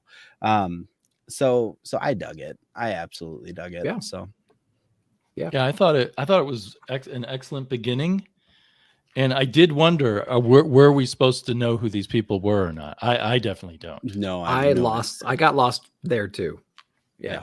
But I trust Ron V that we will, as we progress, understand who they are. Mm-hmm. And for me, both stories had just fantastic art. It just both of them pressed my comic book art button. Raphael Albuquerque, along with Dave Stewart, was an incredibly great mix. Yep. Dave Stewart, who also did the color on Shaolin Cowboy, and the Danny art was incredible. Also, I forget who the colorist. I think that was also Dave Stewart coloring that. And I really like the storytelling in this Gordon story. Although I thought it was super overwritten, but interesting. Overwritten Spurrier. I think overwritten, except in Step by Bloody Step. Yeah, right. Quite the opposite. Yeah. But I have not read much Batman lately, and this had me thinking maybe I should. I don't know. I was going to wait for read the first issue and then wait for trade, but I'm not sure now. It's really good. Yeah. It was a good opening issue. I always fear Batman stories. I fear stories in general that play on the fact that, hey, I'm getting older now. Things are slipping. Right. Because I don't know where you go from there, because at some point you have to retire the character if you go down that path long enough. You know what I'm saying? Batman's been around for a long time. We could say that about any of our legacy characters. And it's like, I'm just like, oh, we're going to play I'm getting old. It should be 12 seconds. And it took me 18 seconds to do this thing. Bro, Lethal Weapon's been doing that for like. Oh, I understand. Believe me, I understand. But with that said, I think it's something that we would expect from the character. But Bruce Wayne's Batman would be that obsessed with performing that well every single time. Before that sounded awful. And so he will monitor these kinds of things. And if he thinks something's off, he will show this kind of dedication to figure out what exactly is wrong, running tests all night long. Manny talked about the banter between Nightwing and him. Oh yeah, it's perfectly normal for you to be doing all this random shit at 3 a.m. on a treadmill, doing like stress tests and running chem panels and lab panels and everything, and throwing EKGs on the screen and stuff. Really cool book, and I like the little side story with Cy and Danny as well. I thought that was pretty interesting. I gotta really applaud this book for having a DC backstory that I give a shit about. So that's cool. Well, like yeah. having Danny on the artwork, and it was a bit overwritten, but it's Gordon. So, I just feel like Gordon's like at that time in his life where he's just like, he's getting drunk at night and he's just writing a lot in his journal. You know what I'm saying? And that's what I feel. But I love it. The artwork by Albuquerque is phenomenal with that Dave Stewart coloring. There's that spread that I showed with where the monster gets revealed fully and the green neon green shit. Like that looks so good. It pops. Rom V shared a song. I think it's an opera song. I'm not sure. I didn't check it out. That goes along with this issue. He's like, "Oh, listen to this while you read it." I'm like, "God damn, Rom V's on that shit again, trying to get me to listen to music while I'm reading." And I want to now because I really liked it. It didn't overwhelm me. It was a good first bit of a new Detective Comics story. I loved the artistic direction, but Rom V gave me so much there though, because he introduced something new. He introduced something tragic, something fun, but he's having fun with it. He's having fun with Batman. Batman's having fun. Yeah, he's getting older, but he's like timing himself. He's like, how long do you think it's going to, he's like talking to himself. How long is it going to take me to get to that rooftop? 8 seconds. Like he's like, that's what I want to see more of that. Like, I get it.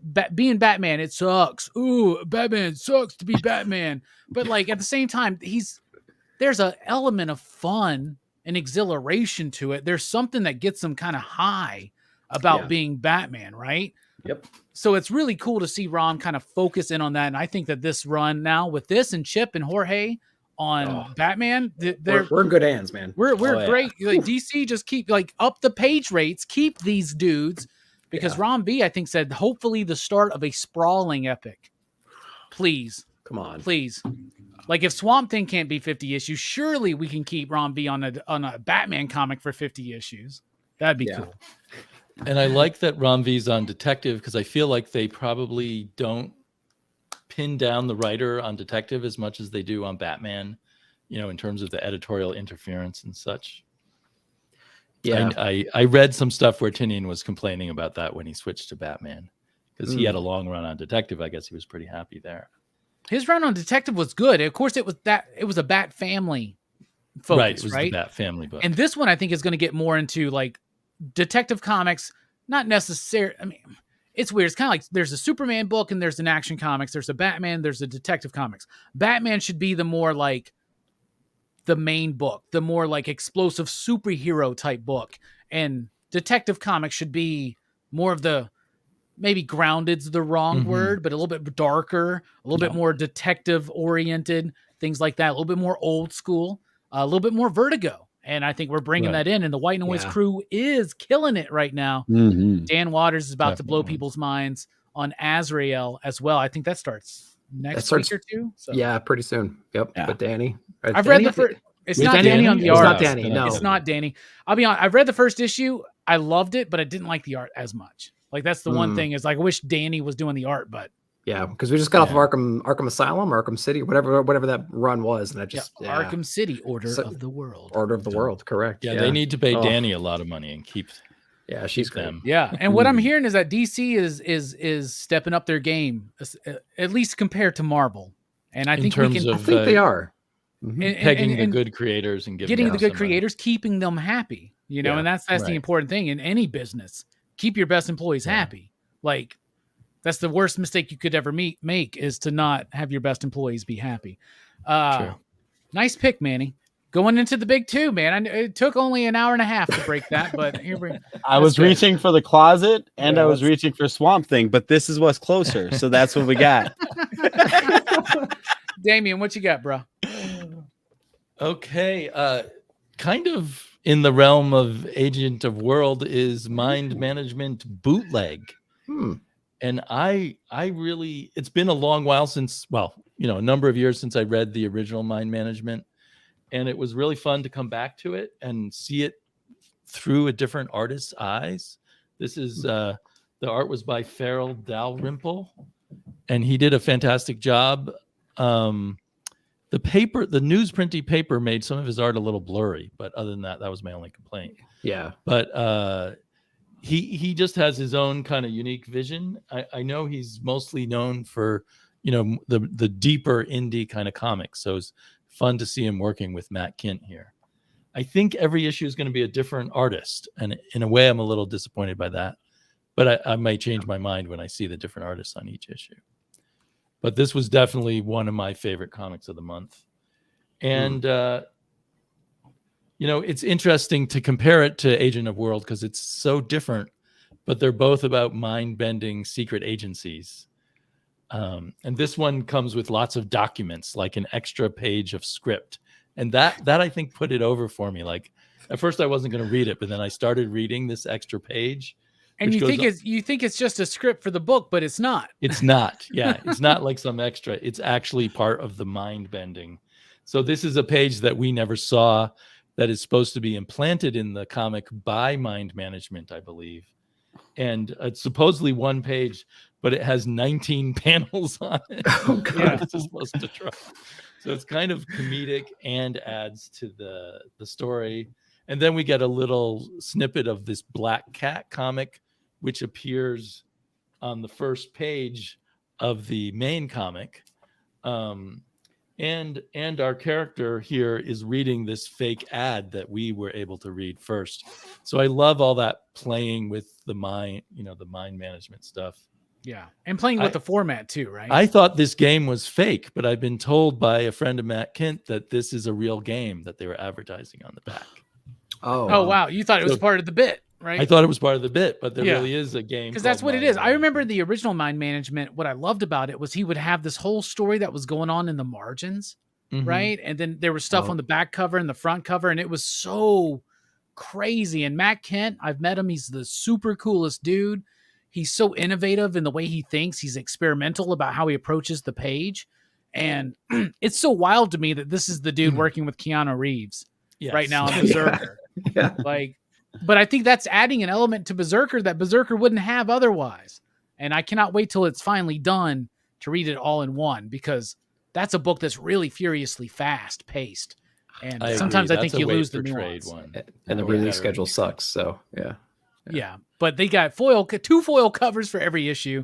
So you know that I bought 2 copies of every issue of Berserker, because why not, right? Why not? Me too. Anybody else read that Mind Management book? I think it's phenomenal. I loved that artist. I loved revisiting that world. I never finished the original Mind Management. Me neither. So I was curious. I was like, should I jump in? Is it going to spoil something? Like, do I need to do a reread first? Like, nah. Like, I was cool. I think it would even be good for someone who's never read Mind Management before. I think it was designed that way. Well, that's good to know, because it's actually right there. That's Mind Management right there. So it's on my stack of to read pile right there. So I have no context at all. So nice. Yeah, I'll dive into it. And Mind Management feels like any individual mind management story stands on its own and kind of recreates in a new way the whole mind management idea. So in a way, it's more of like a circular story than a linear story, I feel. Although I have not read every issue of Mind Management. It's kind of like Dark Tower. God damn it. It all comes back to the Dark Tower. I never finished Dark Tower, Robbie. Oh, God. I must have. I think you should. And for these last few days, I have felt more alive than ever. I feel like a weight has been lifted off my shoulder. I don't know whenever that Dark Tower movie was coming out, that's when I was like, you know what? I'm going to read these 7 books before that movie comes out. I can do that in 3 months. Here we are. And I heard the movie was shit. Anyway. All right. Nick, what you got? So I always feel the pressure when we haven't talked about a certain publisher. So maybe I'll bring the certain publisher up and maybe we'll just get it out of the way perhaps. But I'm going to talk about Marvel's Punisher issue number 4, because I think Punisher is actually a pretty good run. I think there's some interesting stuff happening in here. So Jason Aaron's on this. I didn't like the art at first with issue number 1. In fact, a lot of the guys in the back chat, I memed a lot of the art paneling inside of that first issue, because I thought it was just absolutely ridiculous. Part of that is because of my own ignorance of the creative team on the art side, not Paul Azteca necessarily, but on, is it Saez? I don't know how to pronounce his name. I think he's like Jesus Saez or something Jesus like that. Saez, correct. Yeah, exactly. But it's definitely grown on me, kind of like Moon Knight's art's grown on me for in that same way. But I'm actually digging the story. At first, I didn't quite understand really the motivation, like why would he actually go through with this? And I understand they're using the resurrection abilities to kind of play at Frank Castle. And I understand that, but like still, why would he go through with this? You know what I mean? But I kind of threw that aside and just kind of enjoyed this the book for what it is. And I think it's more than just what he's getting resurrection wise from the hand. And maybe I'm being a little bit I'm going around the point there because I'm maybe don't want to spoil that part. But I think he actually has just like this thirst for blood and vengeance and like death and carnage that he's really acting out inside of this book. And he's in an environment where it's actually encouraged. And so I think they're playing to him on both angles, I think. So it's not necessarily what he's getting back from like the resurrection side, but it's also he's in an environment where he can just go complete ham and no one's looking down on him for it. In fact, they're encouraging it.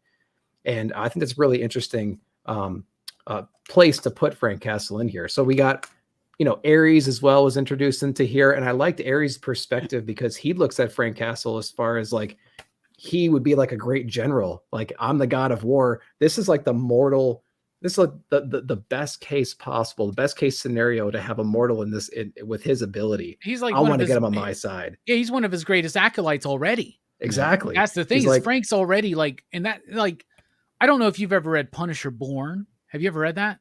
Garth Ennis, Derek Robertson. So it's my favorite Punisher story, Punisher Born. And it's Punisher in Vietnam, because originally Punisher was in Vietnam and they've shifted that as the time scale has shifted. But sure, it's laying out the idea that he's the Punisher before his family's killed. His family being killed is an excuse for him to like go into who he really wants to be. And this is playing up on that. And it's Punisher with the hand. That's so dumb. It's so ridiculous. They do the dumbest things with Punisher. They made him a black dude one time. Totally misguided. Fucking angel of death or something. They made him an angel of death, the Punisher. They chopped him up and killed him. Ghost and Rider? Brought him back as Frankencastle. Right? Like they did that. Like that's a Rick Remender fucking book. Harold like the Galactus? Wild. Like when he was Rick Remender, like Rick Remender he got chopped up by Damien, but like Morbius or somebody like brought him back as a Frankenstein monster and he's Frankencastle. Like no shit, that really happened. Frankencastle. It was right there. That's so fucking wild, right? Like this shit, like they like, so I thought this was another dumb idea to do with Punisher because you don't know what to do because this is just a dude who kills people. How do you make that? Like, what do you do with that? Like, how do you make that compelling for a long time? Man, this works for me though, because the hand obviously can resurrect people. They're trying to toy with his emotions by resurrecting his wife, maybe his kids. Yeah. But it's not really quite worth it. And the hand represents who he really is. Right. And now he's confronting that. He's confronting that. And we're showing that with the past story about him as a kid, which I thought at first would be too heavy-handed in this whole, let's show how a psychopath is made. It's through his media that he consumes. It's through they don't go that route. No. His greatest hero is Captain America. Like, and they stay true to the character. It blows my mind. And the Jesus Saez, his artwork, his line work remains the same. I cannot think of the colorist right now. Who's coloring? Dave Stewart. Dave's on this. Dave Stewart and his 80 assistants probably are like killing it. Like the modeling done with the coloring in this book on Jesus's work is beyond comprehension. It's really freaking good. Yeah. I actually really like it. I think it's one of Marvel's best books. Yeah, I think so too. And what I like about this is it's actually showing the evolution. Like he's not happy. It's weird. It's a weird dynamic. He's not actually not happy to be there. He's not happy with the results of the resurrection of his wife. Because she's kind of freaking out. She doesn't know what's going on. She's not all there, right? It's not really his wife. It's just like this clone of her in a way, right? And so like she's mentally breaking down. He's trying to repair that. So it's like even if he got what he wanted from this deal, he's still not happy about it. And in this book, it kind of makes you can see the scale tilt a little bit. Now all of a sudden he's kind of like, no, I'm not okay with this, and I'm going to act out against this machine. But the other part I wanted to cover real quick was the difference between like Ares. And I forget who the main hand The lady is like the person who's kind of the girl who's like orchestrating this entire thing this entire time. Yeah, There's she's like the high priestess or whatever, the beast or something like that. There's a power struggle right there between those two entities for the ownership of essentially his soul in him. It's incredible. It's pretty fun, man. It's a really good read. So Punisher, and if you know Frank ain't cool with anybody trying to take control of his soul. Nope. Right. Yeah, cool read. Manny, you reading this one? Abso-freaking-lutely. I love that. I love the Ares and the priestess. I love when he's like, "You're fat ass god." You know what I mean? I like the irreverence of gods amongst each other. I think that's great.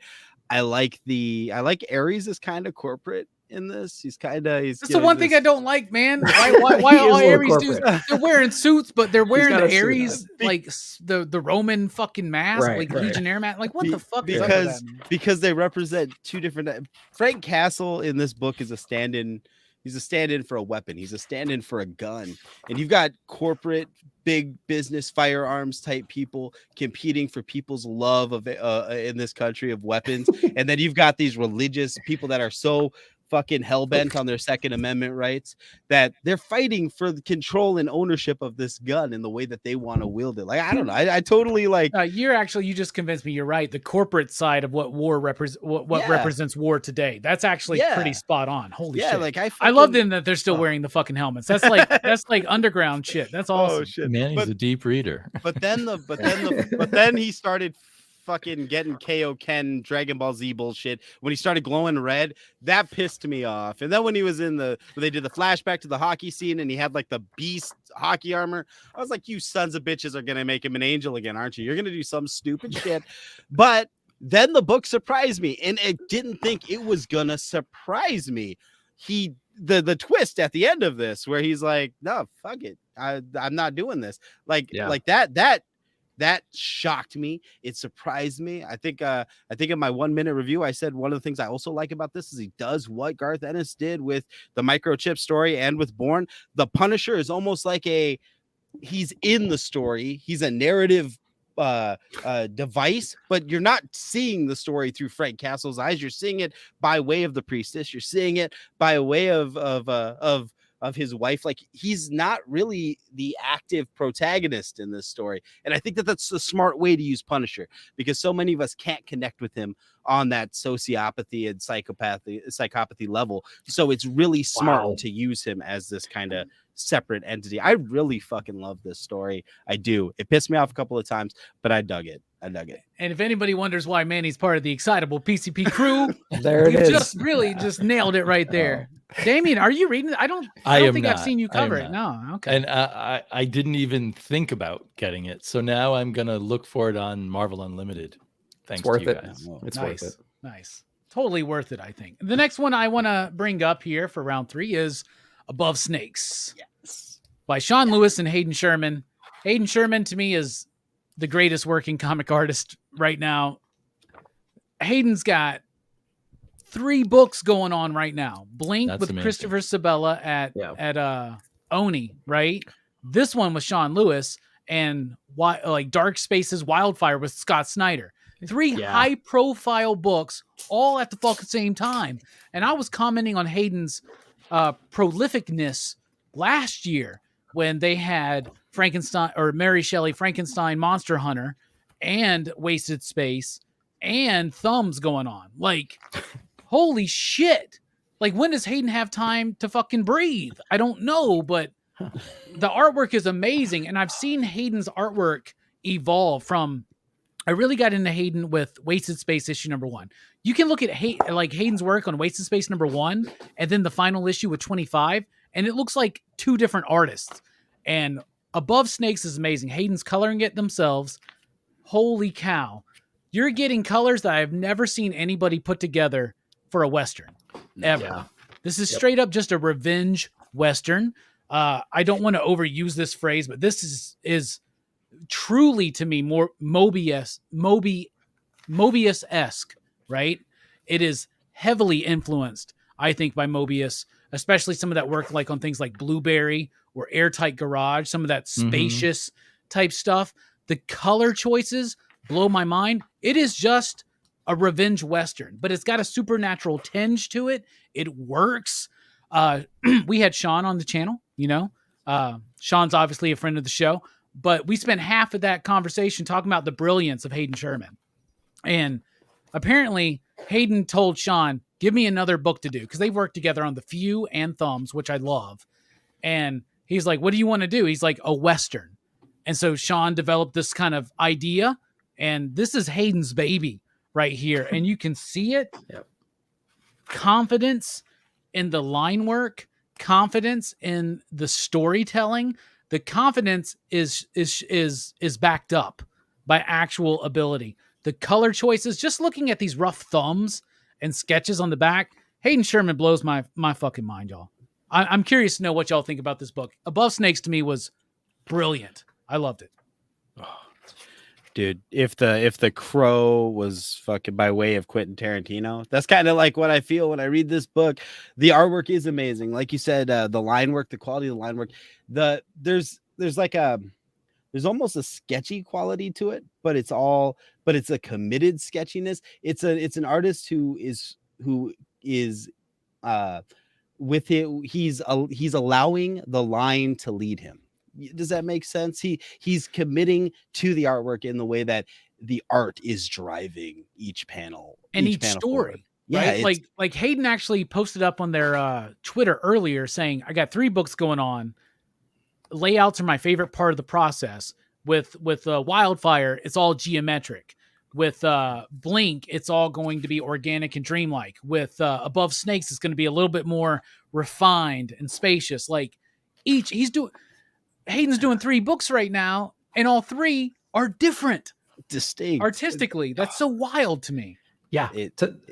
Yeah, so good. Go ahead. Nick. No, I was gonna say they're so different that I didn't even know that they were the same fucking art. I didn't even know it was the same artist because they're so different. This book here looks like it was a half that he started with the sketches, evolved the sketches a little bit, and then stopped. But I'm perfectly okay with it because of the way that it actually looks after they put some color on here too. Like the way that our main character is shaped, his boxiness, like that's not what you typically see, but it totally works for the story that they're telling, and it totally works for the vibe and the feel that the writing is laid on top of this. So I think that really works for here. Whereas in Dark Spaces Wildfire, you can't even tell it's the same artist because it's a completely different book. The color schemes, different colorist, but the color schemes are very similar. But it's like that just tells you that this guy's just a master artist when they can shift like that and still execute very well on 2 completely different books. So yeah, props to Hayden for sure in the art. Yeah, I haven't even read Blink yet because even that was one that we under ordered. Right? Yeah, we didn't get it either. I want to get into that one now, but Oni Press is dealing with some troubles right now, right? Yes. Yeah, and number 2, it's FOC I think this week as well. So now's the time. Yeah, and it's Christopher Sabella who did Test and Crowded, which I really like those books. So I think he's up in Portland with you, Damien. He is. I've seen him around. Oh, yeah, nice. Have you read Above Snake? I have, and so I think I might pick. Listening to you talk about it and like just looking at his layouts here, I realize more his mastery of the comic book form. Like just on this page here, how every panel takes a different perspective, and there's just something really powerful about that. And that part alone reminds me of Mobius now that you say it. And I would say, despite all the great coloring we've seen this month, that this might be the most exciting coloring of all. Yeah. And there is something when a line artist is also a great colorist. I think that's, a really cool thing these days. And I think when I read it, I was like, another revenge story. It felt kind of familiar, and it felt like the writer was piling extra layers on, like this guy at the beginning who starts to tell the story, and then we get the Vulture who's also kind of telling us the story through sarcastic dialogue. So I felt I was focusing on the writing, and maybe I'm not. The writing is good, but it's not what is most exciting to me about this comic. So now as I'm going back and thinking more about the art, I'm more excited. Yeah. Yeah, and another one that's lettered fantastically by Hassan Otsman El How. There's even a moment where there's a dude who's talking. You see his reflection in the art. That's how you see him, and the art, the lettering is in the reflection as well. Is in the reflection. Yeah. It's really cool stuff. And Sean says that Hassan even stretches further in the next couple issues. Right, and really I love exciting. the look of the word balloons and the caption boxes is unique too. Yeah, it is really good lettering. Yep. Yeah, it's a really nice comic. Hell yeah. Sometimes though, I also have to try to figure out what am I not going to keep buying because I know. I mean, that's the struggle we all have. You know, I don't take for granted that I work at a shop, so I can just read them and take them back and put them on the shelf or sell them to somebody, put them in somebody's sub box. So I understand that, right? And I always read all of Brian's comics, and I read them on the toilet. Like, I just want everybody to know that. And I thumb them up. I'm eating Cheetos on the toilet, reading his comics.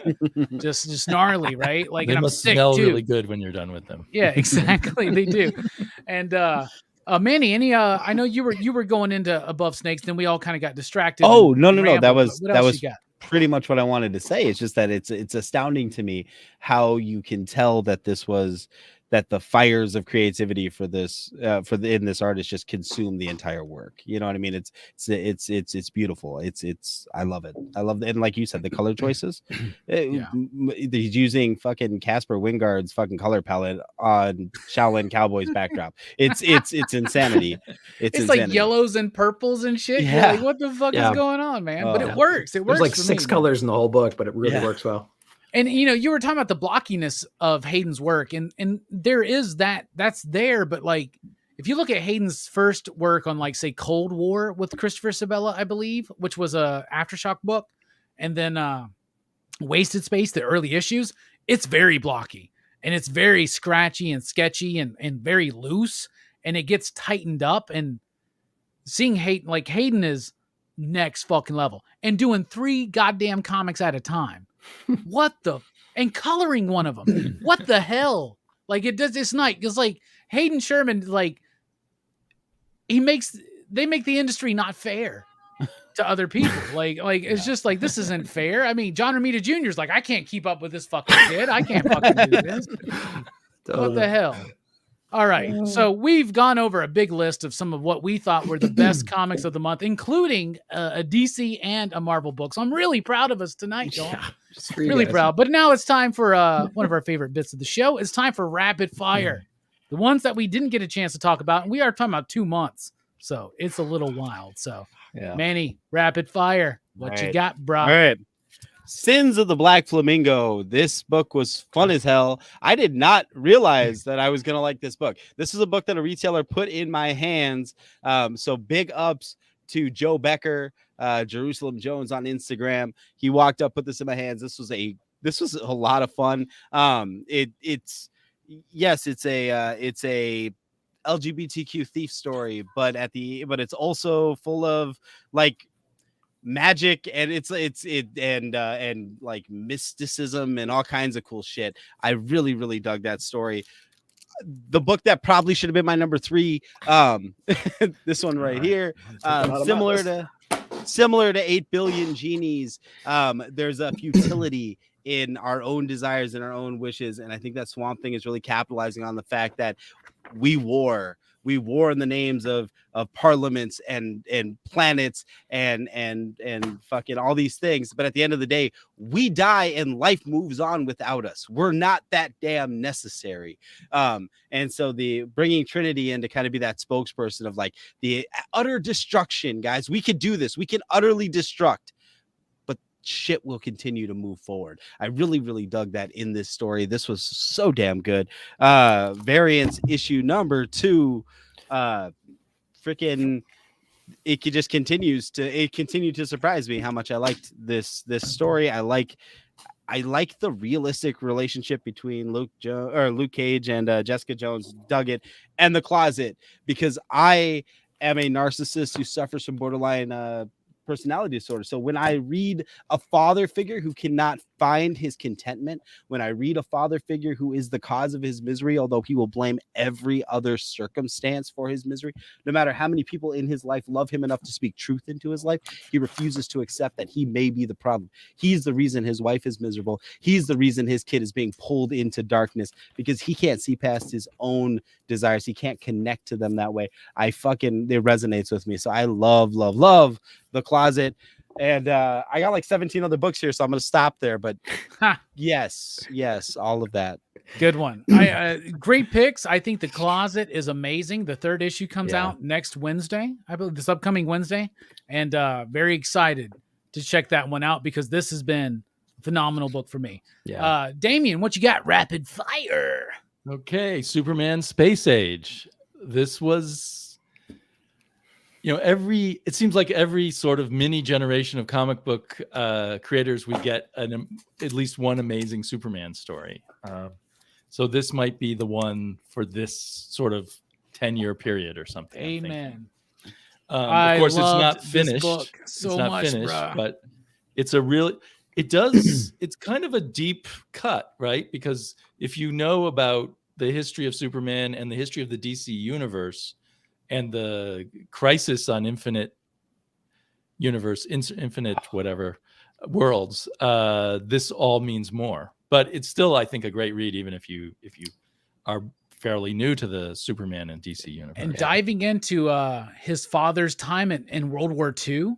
Yeah, that was intense. Two different fathers' time in World War II. Right, exactly. And all these, I mean, I love this book. I wanted to mention this one too, but like Mike Allred and Laura Allred on the artwork, So fantastic. good. Yeah. And being able to like reference all these keystone moments of the 60s, like the death of JFK and the civil rights movement, but tie that in to not just like the rise and origin of Superman and his family, but the Justice League, like, Yeah. Right. oh my goodness. It almost Mark reads like a life Russell story. is brilliant at bringing a whole bunch of different elements together and stuff that really means something, not just flash in the pan stuff.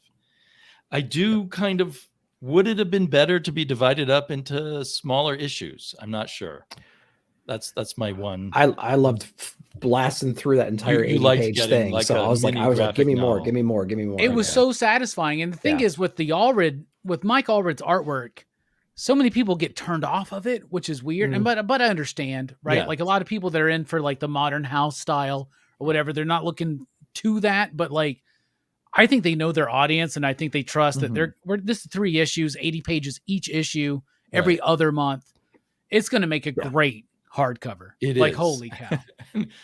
Part of me is like, oh, I'm spending a huge amount of money on this comic, and I'll probably buy the hardcover, especially if they make it a little bigger. Oh, the hardcover exercise. Oh, can you imagine? They and I think it was brilliant teaming up these creators. No one thought of that before, but I think they're a great match. Yeah. Norse mythology just wrapped up. If speaking of hardbacks, I think if you're a hardback collector, no doubt there'll be one of those library editions from Dark Horse or some really nice Dark Horse edition of the whole Norse mythology in hardback, and I think that will be really awesome. Yes, this is one sexy shirt I'm wearing here. Cluck, yeah. Cluck, yeah. Done created by Taylor Winter. I am very glad to see the love for Space Age 2 because there was a lot of hate for it Was on there? YouTube Oh, this yeah. week. Yeah, The there people was. were shredding it, man. They were Yeah. like, I was like, Bastardizing. okay, Yeah. I get it. I get it. Sad. Mark Russell has ruffled some feathers before. I guess they're both creators that have their haters. Yeah, let's see. Yeah, we'll see that. Newburn is kind of a subtler comic that's really great. Who would have guessed Chip Zdarsky is so great at serious fiction when he started out? He was Mr. Funny Man. Yeah. But I really look forward to every month to Newburn. Albatross Exploding Funny Books from Eric Powell, a kind of one-man show. Crazy stuff. I thought the next issue was supposed to come out this week, but I guess it didn't. It got delayed. It was originally supposed to be out this week, but it got delayed. I don't know how one person can put this out monthly anyway, but this is an exciting little anthology book. Hayden Sherman could do it. Hayden Sherman could do it, so why can't Eric Powell? I love A Town Called Terror. Really been digging this. Yep. Yeah. Really been digging Fables. I never finished reading Fables, kind of like with Mind Management, but I've been able to jump in here, and with each issue, I've been getting more and more into the story. Love the Buckingham's art; it's really great. Great art on Twig.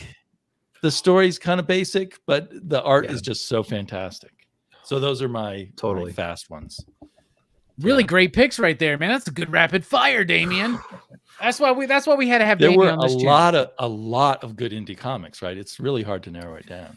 Yeah. And the best ones, y'all, are the ones that are indie because people care about them. They pay attention. They really care. Right. You're getting people's Create best around. work. Yeah. What about you, Nick? All right. Yeah. So Manny cut my list in half, which is fine, and then Damien shaved a few off the top as well. So we're gonna. that's how it goes. So Robbie, I'm sorry if I steal some of the remaining ones, but please do. I got a huge list still, so please do a power bomb. Oh gosh, why didn't I say? Fucking do a power bomb. Daniel Warren Johnson, issue number 2. I don't remember a comic as of late whose last page was more talked. I don't want to spoil it, I suppose. The last page of this book was talked about more than any last page of any book I've seen in a very, very long time. I think everyone that read this book got to that final page turn and went, oh shit, I didn't even realize that. You know what I mean? Daniel Warren Johnson on the art is incredible on here. Do a power bomb. It's crazy good. Crimson Cage got me into this whole like wrestling comic thing, and I'm so glad that Daniel Warren Johnson jumped onto the wrestling bit. Do a Powerbomb is definitely one of the best books out there, I think. We talked about it a little bit with Hayden Sherman, but Scott Snyder's Dark Spaces Wildfire was an interesting book as well. I did like how we got introduced to these characters, and they're kind of taking advantage of this like sisterhood that they've kind of developed to kind of pull off this heist. And we kind of gotten this classic Scott Snyder formula where he's really good at doing that kind of thing. He kind of talks about the ending a little bit first and then backtracks a little bit. He's good with groups of people. He's good at kind of framing a story and creating hooks. So Scott Snyder's Dark Spaces Wildfire is pretty interesting. Some love for some folks in the chat. We got Berserker. This was a great issue. It suffers from a bad release schedule, I think, but it's a really cool continuation of the story. We get a little bit more about his presumably immortality. I thought we were going to get a little bit more about his origin. We didn't quite get that, but we know it's kind of divine in nature in a way. And of course, the repercussions of when he gets resurrected were pretty intense. And it's something that we've seen before in other issues, but Berserker's really, really fun. Well, you had to leave something for book 2. Yeah, no kidding. Yeah. I'll show love for some DC. I thought there were some great panels in Dark Crisis issue number 2. There were some cool character moments, especially when you think that everything's going to be over for like Nightwing. There's some interesting Jonathan Kent moments in here. I wish we would see more of that. And then we got sucked back into the Dark Crisis elements of the whole thing, and that took me completely out. But I think that the Teen Titans attack on Teen Titans was really, really cool and handled really well. Yeah. So I did appreciate that. I liked it. 3's coming up this week. It's really good too. Okay, good. Yeah. AWA's putting out some amazing stuff, and I'm loving it. Absolution was a really, really fun read as well. And so this basically is your favorite Twitch streamer basically broadcasting an assassination attempt, and they have to get donations to reach absolution. It's kind of like a Running Man kind of a vibe as well. It's like Running Man meets Twitch in a way, Twitch TV. So I think that's a pretty cool concept if you're into some AWA stuff. And the last book I'm going to bring up is Aquaman Andromeda, another DC book. What a crazy, crazy good book this was.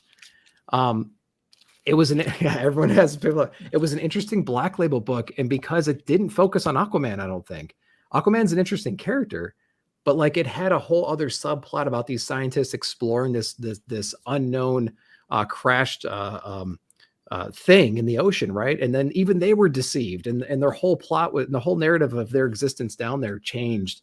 And then Aquaman's going through his own stuff as well, and he's exploring this as well.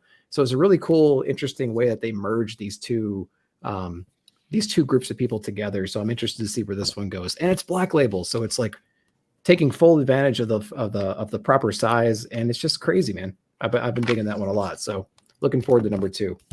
But I'll stop there, Robbie. Next issue should be this upcoming week, I believe.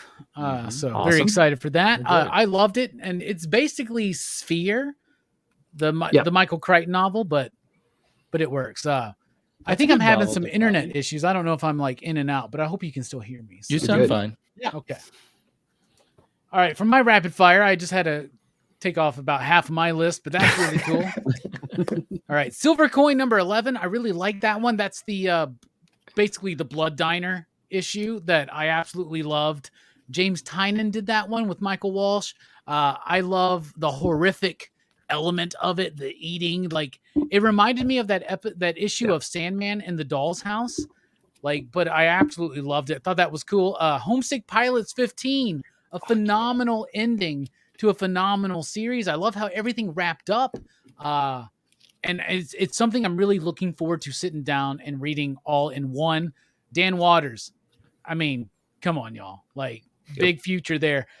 Red Room, Trigger Warnings. Issue 4 was in June. So got to give a respect to that one. Going back to the idea of paying homage to the EC Comics, giving us some short stories that connect together, but tie into some of the stuff from Volume 1, the Antisocial Network. Ed Piscor, come on, y'all. Great stuff. Oh. Then we got Public Domain 1 and 2. Yeah. I really love this book. It breaks my heart. Like, when I guess I'm a little bit of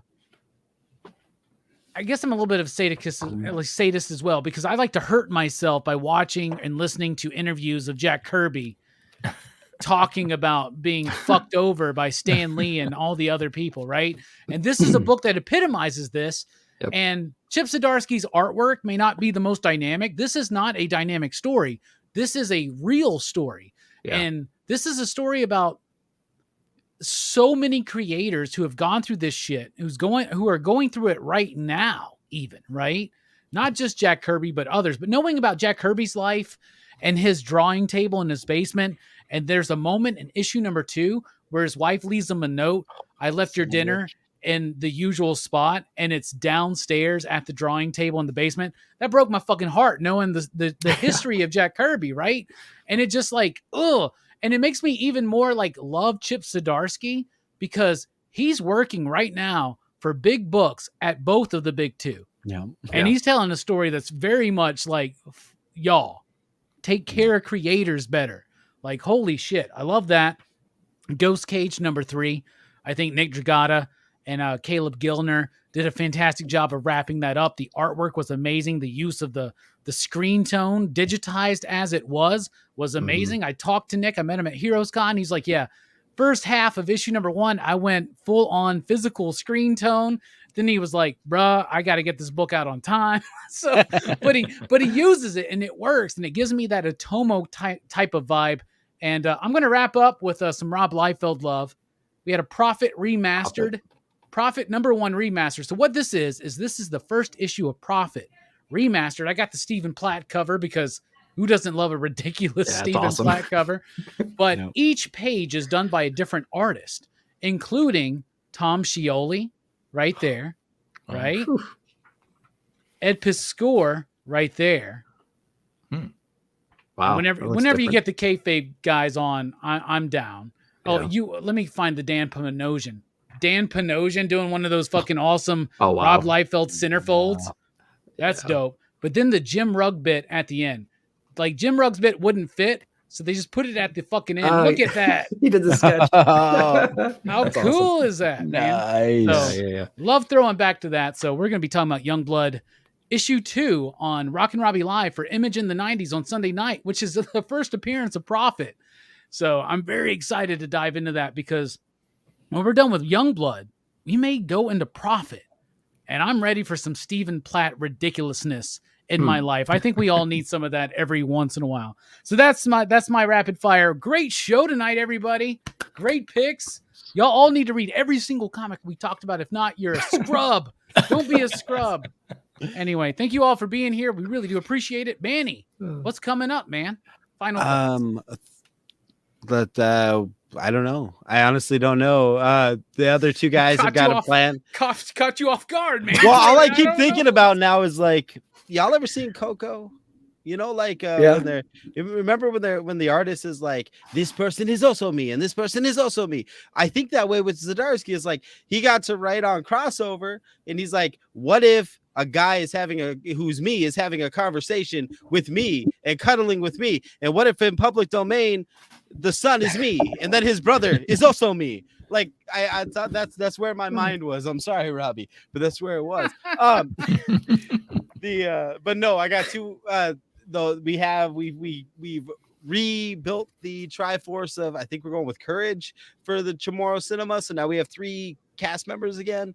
So they picked conspiracy theories for Thursday night. So we're gonna be counting down. We're gonna be talking about our favorite conspiracy theories. So plenty of room on the thumbnail. Can we have a quadrilogy? Absolutely. I'm there, brother. Absolutely. Yeah. Please, How are you- like I'm ashamed. I'm like actually bothered that you didn't fucking tell me about Right. this before now, man. How did this happen? Because I just found out about it. So that's what we're talking about Thursday night. All right, So let me write. I'm busy conspiracy Thursday, everybody. I'm busy Thursday. So Thursday night, that's what we'll be talking about. And then I've got, oh shit, the Google Keep sheet is really long with 1 minute videos. I took a week off, which was a mistake. So there's gonna be a shit pot of reels dropping on Instagram, shorts on whatever that other YouTube, and then and then we are working on right now we've been shooting skits and stuff for our Heroes in Crisis parody comic book reviews. We'll be covering Heroes in Crisis, so that's what's coming up on the channel.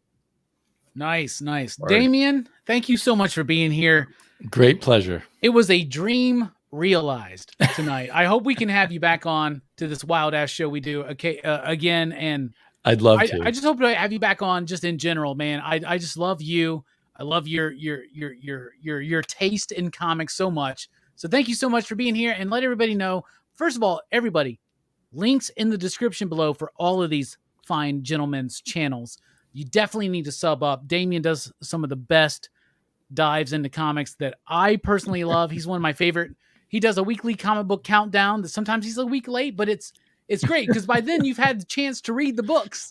True, and it's great. true. So Damien, what's coming up, man? What you got? So probably on Monday or so, I'll drop my comic book countdown for this week. There's a few I haven't read yet. And yeah, that's where I get totally subjective and sometimes mean when I rank the comics I read from whatever 12 down to 1 or something like that. And I'm trying to figure out how to do a video on my artist edition for John Buscema.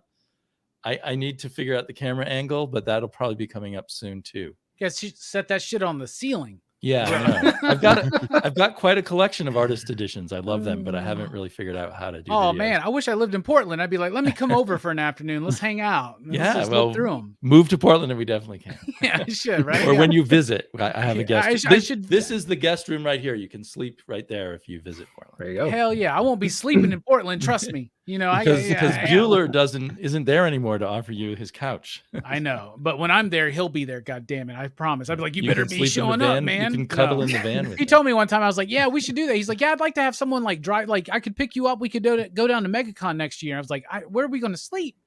I'm not sleeping with you. And like, I'm just let people know, man, like that van does not smell very good sometimes when it's like, it's really? warm down here in Alabama. And I went in there first thing. I was like, bro, it's kind of fucking hot. He's like, this is goddamn Alabama, bro. It's your fault, man. It's your fault. A jet black van was not a smart idea. Yeah, it was not, man. It was really rough. Anyway, thank you for being here. Nick, thank you for being here. The second greatest comic book reviewer on OnlyFans. Why don't you tell us what is coming up for you? Oh, it just got Nick at Night. So basically, if you like what you saw here, I have an extended version of this weekly, non-spoilery. And I moved it to Saturday night. So it's going to be Saturday night. It's going to be tomorrow night. So I'll be filming that here probably after this show or tomorrow, getting it out for you Saturday. As well as I do new release videos from my LCS. So I get to go into there and see what they actually ordered and go over what I'm excited for. And I go over what I actually pulled that week, kind of a preview to Nick at Night. And then I also do, every once in a while, I do like a how to get into comic books today kind of a video. Being someone who's been reading books for about 5 or 6 years right now, I wanted to share what I've learned along the way and provide some kind of content for folks that are trying to get into it or interested in getting into it. Just some of the basics of comic book collecting in general. So I appreciate you having me on, man. It's always a pleasure. Sad we skipped a month, but I think we definitely made it up, and it was a great show. So thanks for having me. Yeah, we did. I hope that your first point on your video, by the way, is first thing I learned is read Jeff Darrow. Like, there you go. And then when you've done that, go into Mobius. I'm starting to dive into Mobius like now. And I haven't started that. the Mobius adventure epic yet. stuff from the 80s is the shit, but it's not the most cheap thing to get. But Yeah, I would they recommend it won't to everybody. reprint them for some reason. God, It's they're horrible. Yes, you're right. That is horrible. And like, they'd be much cheaper if we could get them reprinted. Anyway, Yeah. thank you all for being here. Join us tomorrow night for Dylan's Horror Show. We're talking about Stephen King's The Night Flyer. Yeah. That's going to be exciting. You can't find it on any streaming service, but you can find it on YouTube. So there you go. And then Sunday night, Rockin Robbie Live, we'll be talking about Youngblood #2. We'll be talking about Nope, the newest film from Jordan Peele. We'll be talking about the DC books of the weekend, the DC sneak peek, all that and more. And then Monday night for PCP Movie Night, the winner of the audience choice for Action Fest 2022, True Lies. Hell yeah. Another movie not available on any streaming service, nor can you even rent it. That's surprising. You can't even rent this thing on YouTube or like, I think half the panel's going to drop out because they can't find it to watch, but it's okay. We're going to be talking about it anyway. So thank you all for being here so much. This has been a treat. Thank you, PCP Army, for joining us tonight. On behalf of everybody here